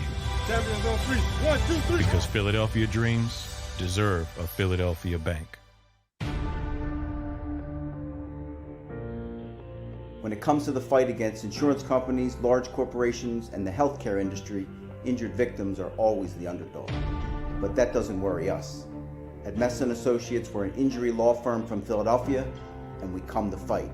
Our clients know that they've got representation with a chip on its shoulder, and it's the same chip that makes Philly the toughest city in the country. Call 215-568-3500 or visit us online at messalaw.com. Messa & Associates, the toughest injury firm in Philadelphia. Go for the midnight dares.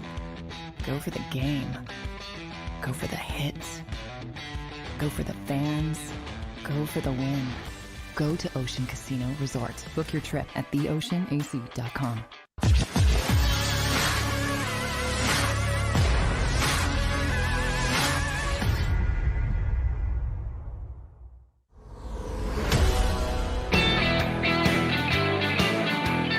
He is John McMullen. I am Jody McDonald. That makes us the Mac and Mac guys on Birds 365. Your Eagles day in, day out show here on the JAKIB Media YouTube channel. It's not quite as big as Eagles Post Game Live, which we do here on the JAKIB Media channel as well, which is handled by our buddy Derek Gunn, who's good enough to hop aboard with us right now. D Gunn, how was your Sunday off? Refreshing is the best way to describe it. It's nice to have a rare Sunday off just to catch your breath and watch some other games. And got to see a couple of games that I wanted to see yesterday. Obviously, the Cowboys Washington game. So yeah, it was nice just to cleanse, so to speak, before we keep moving forward down the stretch. Yeah, you got to clear your head, D Gun, but yeah, you gotta keep your finger on the pulse as well. And you got to see Dallas and the Washington football team, and obviously, I mean, people are focused on the Cowboys, and it's hard for Eagles fans to root for the Cowboys, but that's what they should have wanted to happen. And the Washington football team currently the last seed, the 7th seed in the NFC East, but the Eagles get to play them twice in 3 weeks, home and home series. And guess what, D-Gun? Yeah. Cowboys put him on the tee. They hurt the quarterback. They hurt the best receiver. They hurt 2 offensive linemen. Yeah. Good They things have softened him gone up. better for the Eagles. Yeah, they softened them up. So thank you, Dallas, for softening up Washington as they get ready to come in. Obviously, they're still waiting for more reports on Taylor Heineke to see what his situation is. Terry McLaurin now in concussion protocol. You know how those things go. Yeah. Might not be a determination until Saturday before we know his status. And of course, Terry's always been an Eagles killer, so to speak, when he plays this team. So, yeah, but the Eagles are sitting in a good place right now. They're healing up. We're still waiting to find out. Jordan Howard, the knee situation is kind of iffy. They're further evaluating Brandon Brooks to see how far along he is as well. Miles Sanders, is a dynamic of a back as he can be. He gets nicked up every now and then. So, the bye, it's funny, when the season started, we all talked about why would they have a bye so late in the season? Wow. Did the bye come at the best possible time for this Eagles team? All right, let me follow up on one name that you just put out there. And kudos to you, D-Gun. Last Saturday, I got it from you first, that it was going to be a Taylor Heineke game. We know you've got good sources. We know you've got good relations with the players. Brandon Brooks. Mm-hmm. It was going to be week 10. And it was going to be week 12. I mean, don't talk to us till after the bye week. And it just kept getting pushed back and back. Yeah. As John has correctly pointed out, the coach has been relatively upfront about injuries, more so than Doug Peterson ever was.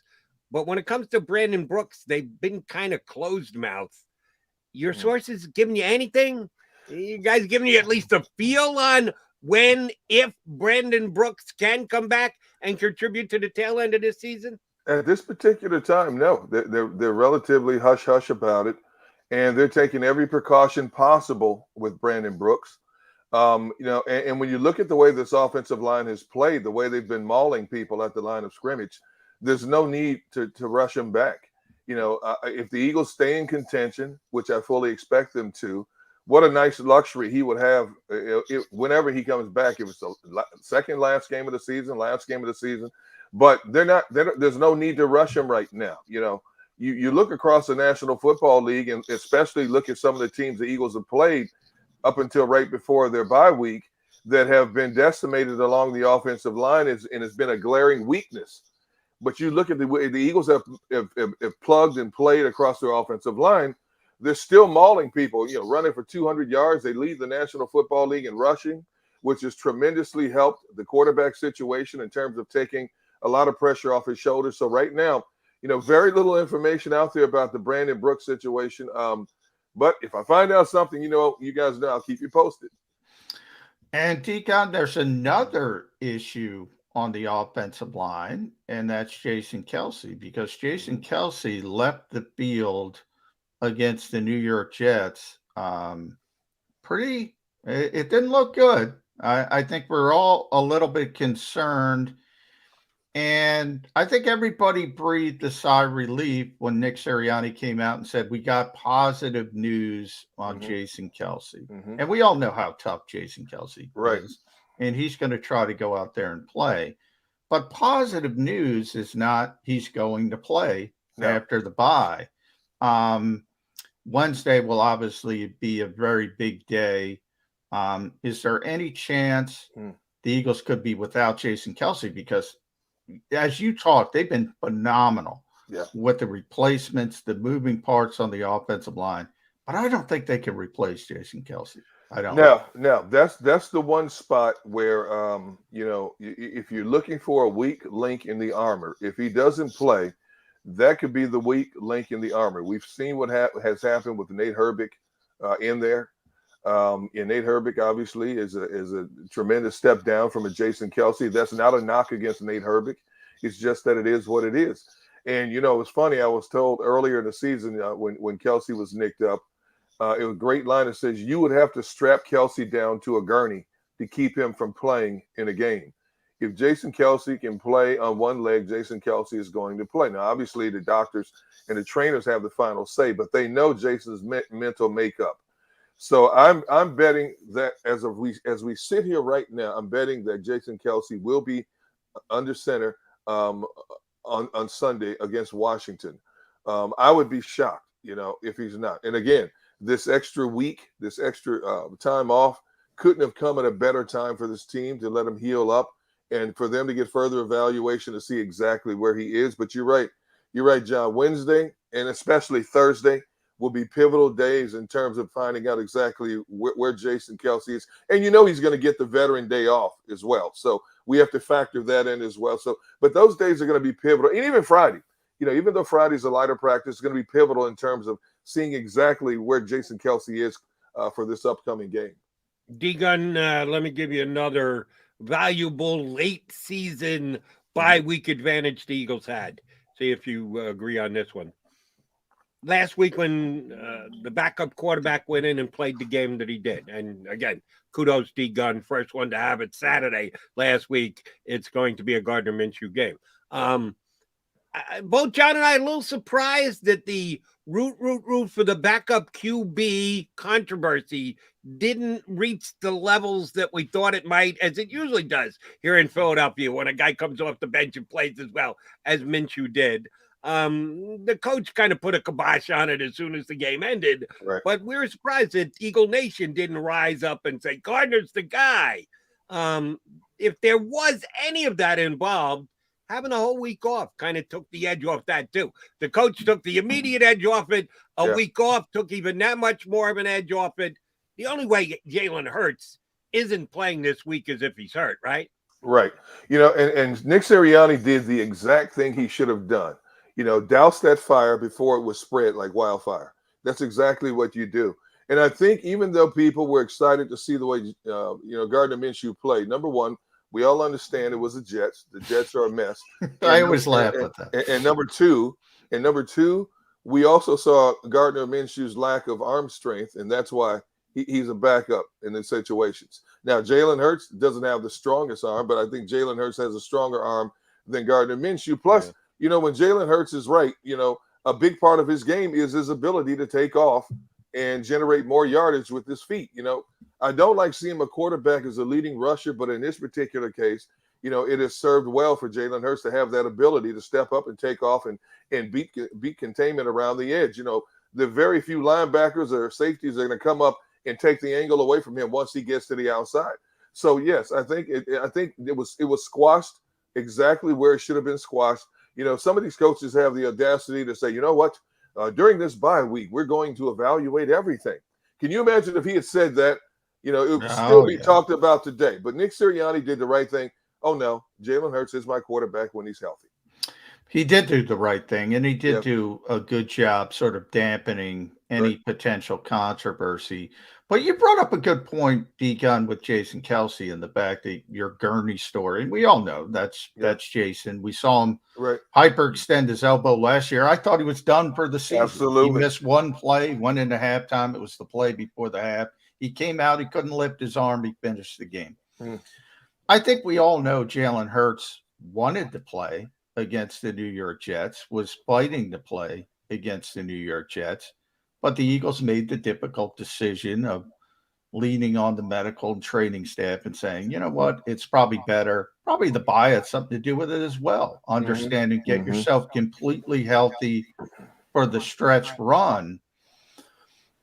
How difficult, how political does a coaching staff have to be with a young quarterback? Did they go to him and say, well, Jason's a potential future Hall of Famer? Yeah. How do you handle those two different situations when players want to play?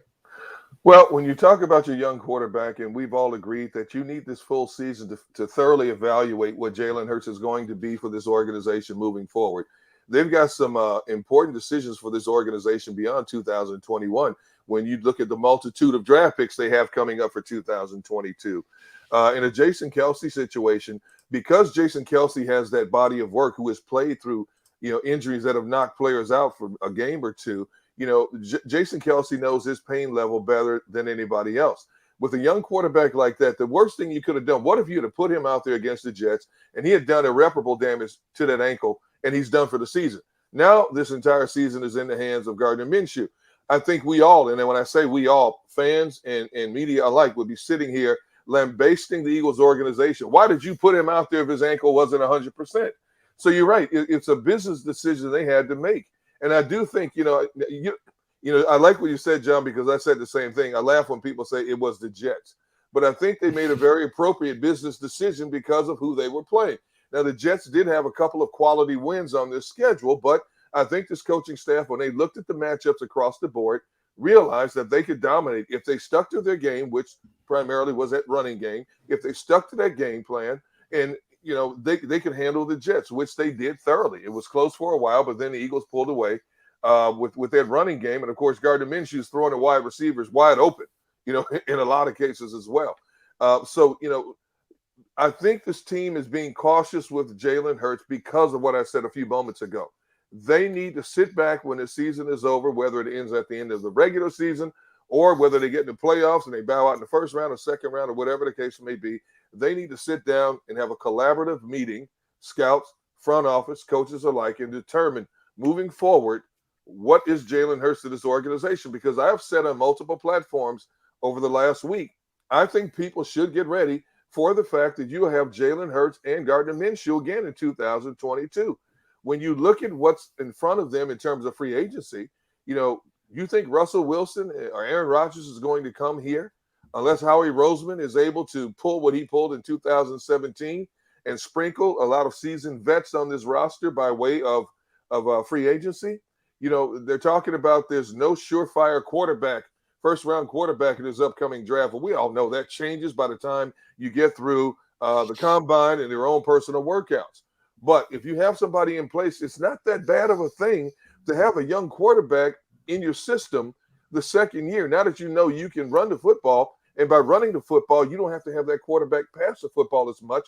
And, oh, by the way, he can also aid your running game as well. So that's why I think, it was a perfect scenario, the perfect storm. We don't need Jalen for this game. We do need him for these last 4 divisional games. Let's take that approach, and that's exactly what they did. D-Gun, I want to back it up with you. About 10.5 months ago, when the Eagles made the decision, kind of a week late, that they were going to make a change at the head coach position, and they moved away from Doug Peterson. And the owner, Jeff Lurie, came out in explaining it and said that he and Doug had a different vision of where they were. Doug was more worried about winning this year, and the Eagles were looking at this as a transition phase. Well, here we sit. John just ran down the odds from the odds website that the Eagles are the favorite right now to get the 7th spot in the playoffs, which means in the playoffs. That's a hell of a transition if you're making the postseason in a transition year. If they don't, and I don't want to be Debbie Downer, but I want the answer to this question. If they don't, how will this season be viewed? Will there be any repercussions of we could have made the playoffs, we should have made the playoffs, we didn't make the playoffs? If they come up short for whatever reason, how will this season be viewed? Do you have enough information to even speculate on that answer? Well, if you go back to when they made the coaching transition, the owner, Jeffrey Lurie, came out and told us, get ready for a transitional year. Basically meaning we are rebuilding, retooling, however they wanted to define it. So a lot of people felt, me included, this was going to be a 6 or 7 win team, when this season started. And nobody, I don't think, projected this team as a playoff team, considering you got rid of your franchise quarterback. You're moving in another direction with the head coach. You're going on a youth movement at some of the skill position players. You really didn't know what you have in defense. We all thought that linebacking situation was going to be a huge liability, which it was for a lot of this season. But that position has gotten a little bit more stabilized as we've moved forward. So if this team doesn't make the playoffs, let's say they go 2-2 down the stretch, well, they finish the season 8-9. I think a lot of people will be surprised by the fact that they're still even relevant at this point. We're still talking about the Eagles as a possible playoff team. And as we've watched this season unfold week in and week out, man, expect the unexpected. We just don't know what's going to happen. Look at all the teams that have risen up and bitten teams that are supposed to be better teams. Look at some of the better teams that have struggled. Now, Baltimore may be without a quarterback for a while, with Lamar Jackson's situation. So you can't predict anything. So if this team would finish 8-9, would people be disappointed? Yes. But, you're talking about a Washington team, as we saw before they played Dallas, has a very good defensive team. Okay, so now they've got a couple of nicked up key spots, the quarterback, the wide receiver, and a couple of offensive linemen. We don't know how long they're going to be out. the one lineman that was taken off in a cart. Anytime you take it off in a cart, that's not a good thing. But, they get to face this Washington team, twice in a span of 3 weeks. You get a rematch with the Giants. Daniel Jones hasn't played the last couple of games. We don't know what his situation is, but we do know what the Giants are. But yet we also know the Giants are able to rise up as they did and beat the Eagles. And before that, they beat the Raiders at home 23-16. So nothing is given. And as they always say, it's an old adage, but it's so true. That's why you play the games.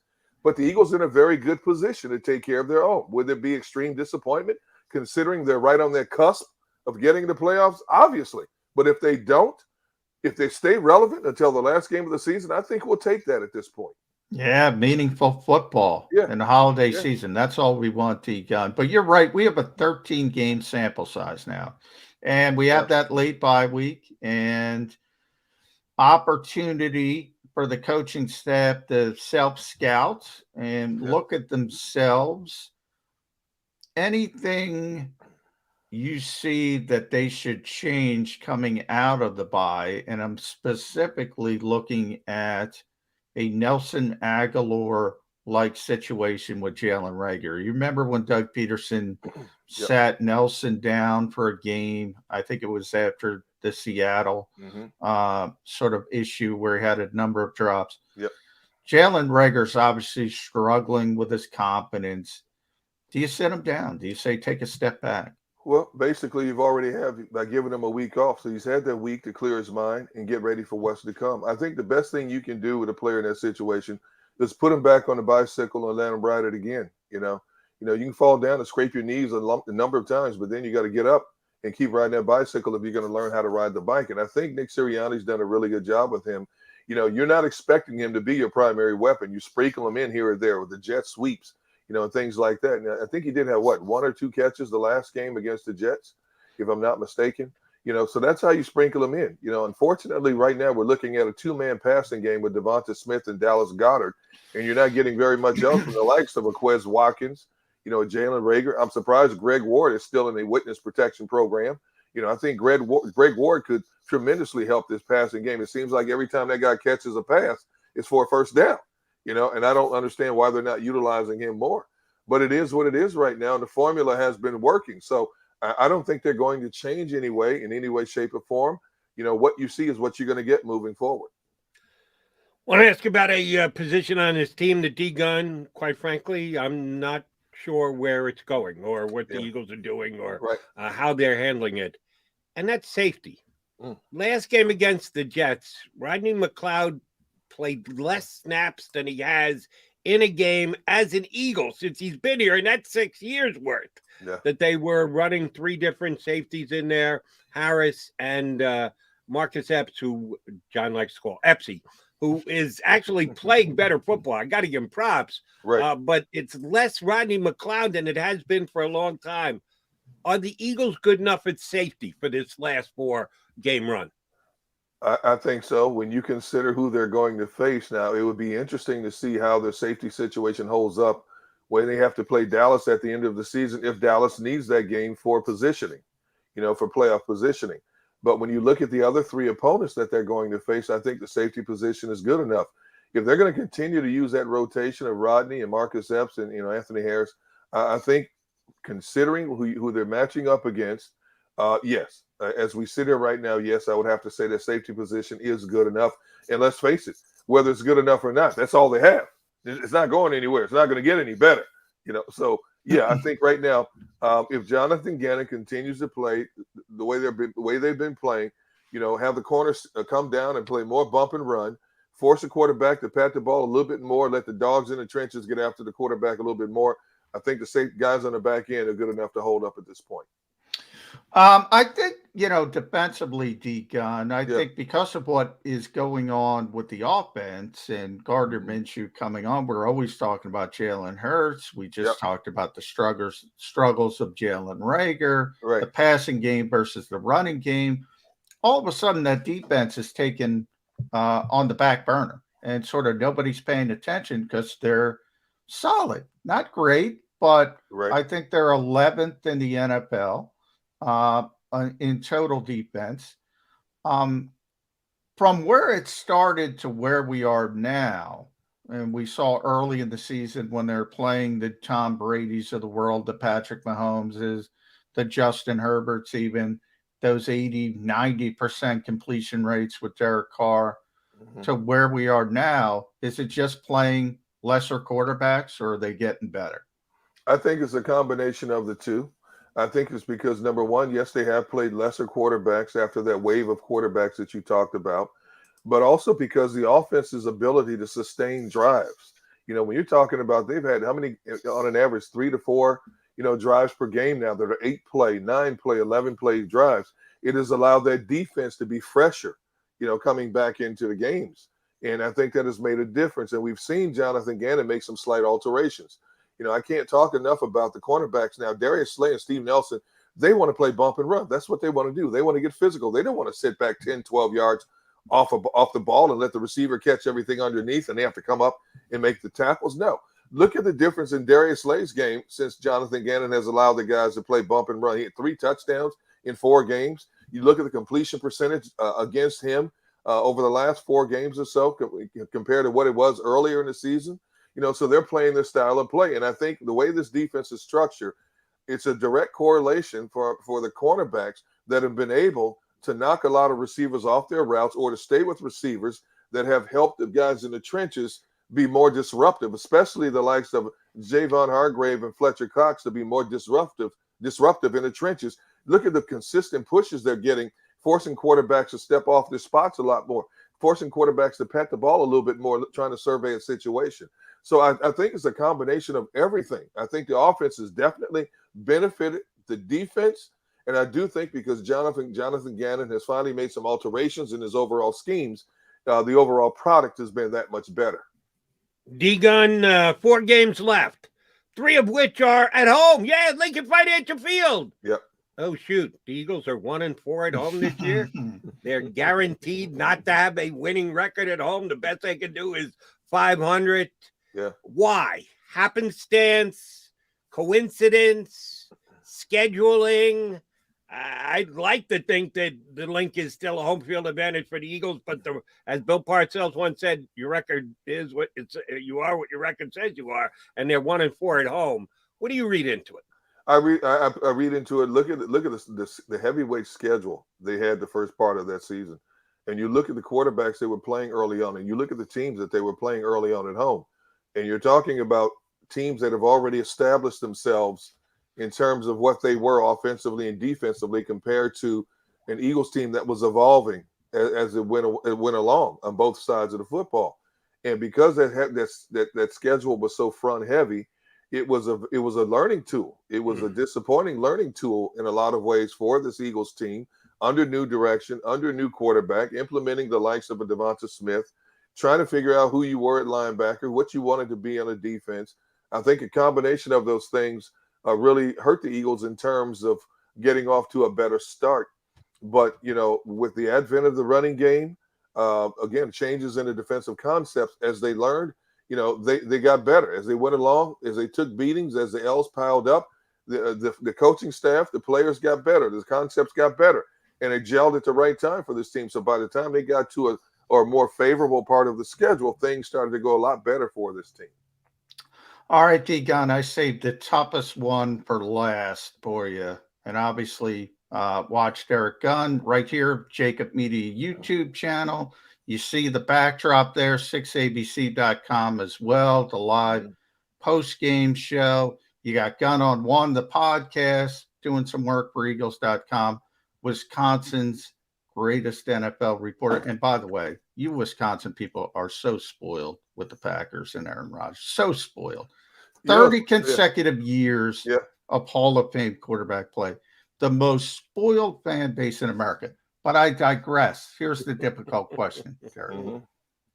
Who's your favorite, Mark Parzetta or Devin Caney? I know I'm not in the conversation. So Mark Parzetta or Devin Caney? Well, you have to put yourself in there as well. and I will give you the politically correct answer. I love everybody I work with. I've had a lot of fun. If you ask me, if you're going to twist my arm and force me to give you an answer, then you're going to have to just break my arm because I've enjoyed working with both. Mark and I have history. from NBC Sports Philadelphia. Didn't know much about Devin before we started this venture when the season kicked off, but I think she's been a great asset to the program. I love her personality. I love her insight. I love her candidness. So, you know, you're not going to get me on this one, John. You're a pro, man. You know, you're too smooth. He's not a pro. He's a dope. Are you kidding me? Here's what I would say. Right. Mark Farzetta or Devin Lane Johnson. He's the biggest guy. When in doubt, always side with the biggest guy. If a fight's going to break out, go with the big guy. Farzetta would run. There's not even a question. You got to go Lane Johnson, D-Gun. But I don't know. I don't know if Farzetta could take Devin in a fight. I don't know. You know, I don't know. Devin's pretty good. You stand behind Lane Johnson. You're perfectly fine. Yeah, let them duke it out themselves. Yeah, but you know what? It's a collaborative effort. We're all family. John McMullen, great insight from outside the locker room after games. Y'all can't pick a favorite. Everybody has their part, and it meshes well. So you can't ask me to, you know, upset somebody because I know it's going to happen. I'll get a call from Devin or Mark. Oh yeah. That's what I was trying to You create. picked her. You picked her over me. You picked him over me. Thanks, D-Gun. Oh, no. No, I'm not going to upset the apple cart right now. We're Camelot. Yes. We're Camelot right now. Let there be peace among the masses. Gotta love John McMullen. Throws the match and walks in the other direction. Thank you very much for that, J.M. D-Gun, thanks much for hopping on with us. We'll certainly be watching you on Sunday. Listen to you on The Fanatic, D-Gun one-on-one. Yeah, everywhere. We know you got 97 platforms. Thanks for coming on our platform today, big guy. Hey, man, thank you for having me on. Always love talking football with you guys. Thanks, D-Gun. That is Derek Gunn here on Birds 365. How about McMullen stirring the pot and trying to cause trouble? It's a tough one. I told you. That's not usually your ballywick. I like the fact that you are. Sure. I'm a troublemaker. Yeah, a little bit. I like that. All right, John McMullen, Jerry McDonald. We still got almost 10 minutes left. Come back. Couple more things we'll add to the mix leading into the return of the Philadelphia Eagles from the bye week in playoff position. I got D-Gun to answer that question about what happens if they don't make it. I'll make John answer it next. Since he's causing trouble, I'm going to cause trouble for him. Come right back with us here on Birds 365.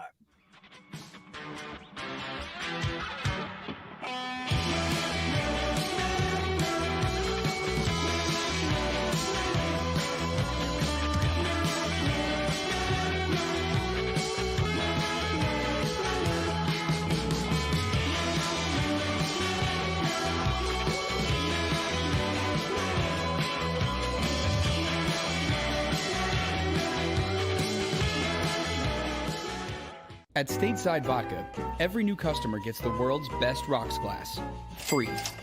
What's that? A rocks glass? You're telling me that bottle is cut in half? You could say that. Holy shit. The glass is for cocktails, right? It's for this, this, and that. Is the length of the glass equal to your... You betcha. But is it made out of... Glass? Okay, but is the rip... Smooth? Will you stop doing... That? I'm the professional here. And you're telling me I can get one of these glasses for free? That's right. One free rocks glass per customer with each first-time purchase of Stateside Vodka. All from the company that's highly awarded. 0 carbs, 0 sugar, and deliciously tasting vodka. So good, it just disappears.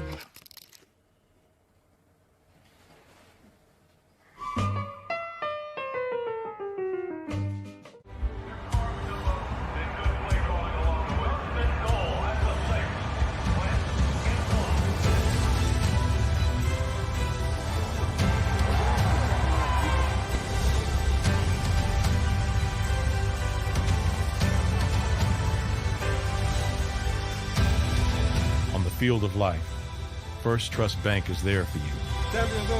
1, 2, 3. Because Philadelphia dreams deserve a Philadelphia bank. When it comes to the fight against insurance companies, large corporations, and the healthcare industry, injured victims are always the underdog. But that doesn't worry us. At Messon Associates, we're an injury law firm from Philadelphia, and we come to fight. Our clients know that they've got representation with a chip on its shoulder, and it's the same chip that makes Philly the toughest city in the country. Call 215-568-3500 or visit us online at messalaw.com. Messa & Associates, the toughest injury firm in Philadelphia. Go for the midnight dares. Go for the game. Go for the hits.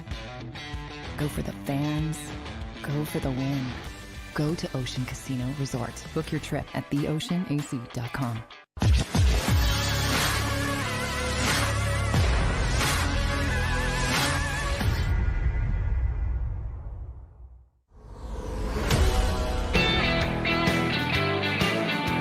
Coming down the home stretch here on Birds 365. Thanks for tuning in. We're starting to get prepped for the Washington football team and the Eagles on Sunday. We got a good week planned for you coming up here on Birds 365, but we got to put a bow on this show. First thing first, let me thank somebody hit me on Twitter who told me that I called Jack Stoll Brett Toth or Brett Toth Jack Stoll. I don't know what it is about those two guys, but I always get them freaking confused. Maybe it's the two I thought you were syllable going names. extra lineman as a blocker tight end. It could work with Brett Toth. No, it's just me screwing up the name. So somebody corrected me on Twitter. Thank you for that. Please do so. I do make mistakes. I know how far-fetched it is, but I do from time to time make mistakes. And when I do, feel free to call me on the carpet. All right, J-Mac, I did run this by D-Gun. Get your take on it, too. Expectations. As of last February, or January, actually, it was, because the Eagles did not make the playoffs, but they were right up bumping up against February. A week went by. Eagles didn't let Doug Peterson go. 4-11-1. They're going to keep him. And in an ill-fated meeting between the coach and the owner, and they changed their mind, decided to pull the plug on him. And Jeff Lloyd came out and said, well, we're going to be in a transitional year. Doug was more worried about getting us immediately back on the winning ways and into the playoffs. And we're not sure that's best for the organization. So we're going to go in another direction. So he basically set them up for a rebuilding year, a bridge year, a restructuring year. Use whatever word you want. He used transitional. Yeah. Well, they got a chance to make the playoffs. And yeah, if you're the 7th seed, it's not competing for a Super Bowl. You're going to have to really get on a roll and get lucky. But making the playoffs is making the playoffs. And it's there for the taking. They control their own destiny. If they don't, in a transitional year, how will the powers that be for the Philadelphia Eagles look to finish to 2021? If they don't make the playoffs, is that what you're saying? Correct. I think they will be, expectations change gradually, and they're different now, and they do want to make the playoffs now. So I think they'll be disappointed from that perspective. Long-term thinking, I don't think it will change that much.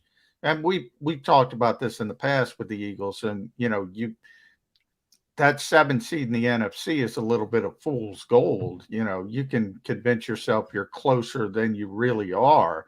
I think that's the bigger problem if the Eagles went down that route, which I don't think they will be doing. You go all the way back to that Jeffrey Lurie press conference when he fired Doug Peterson.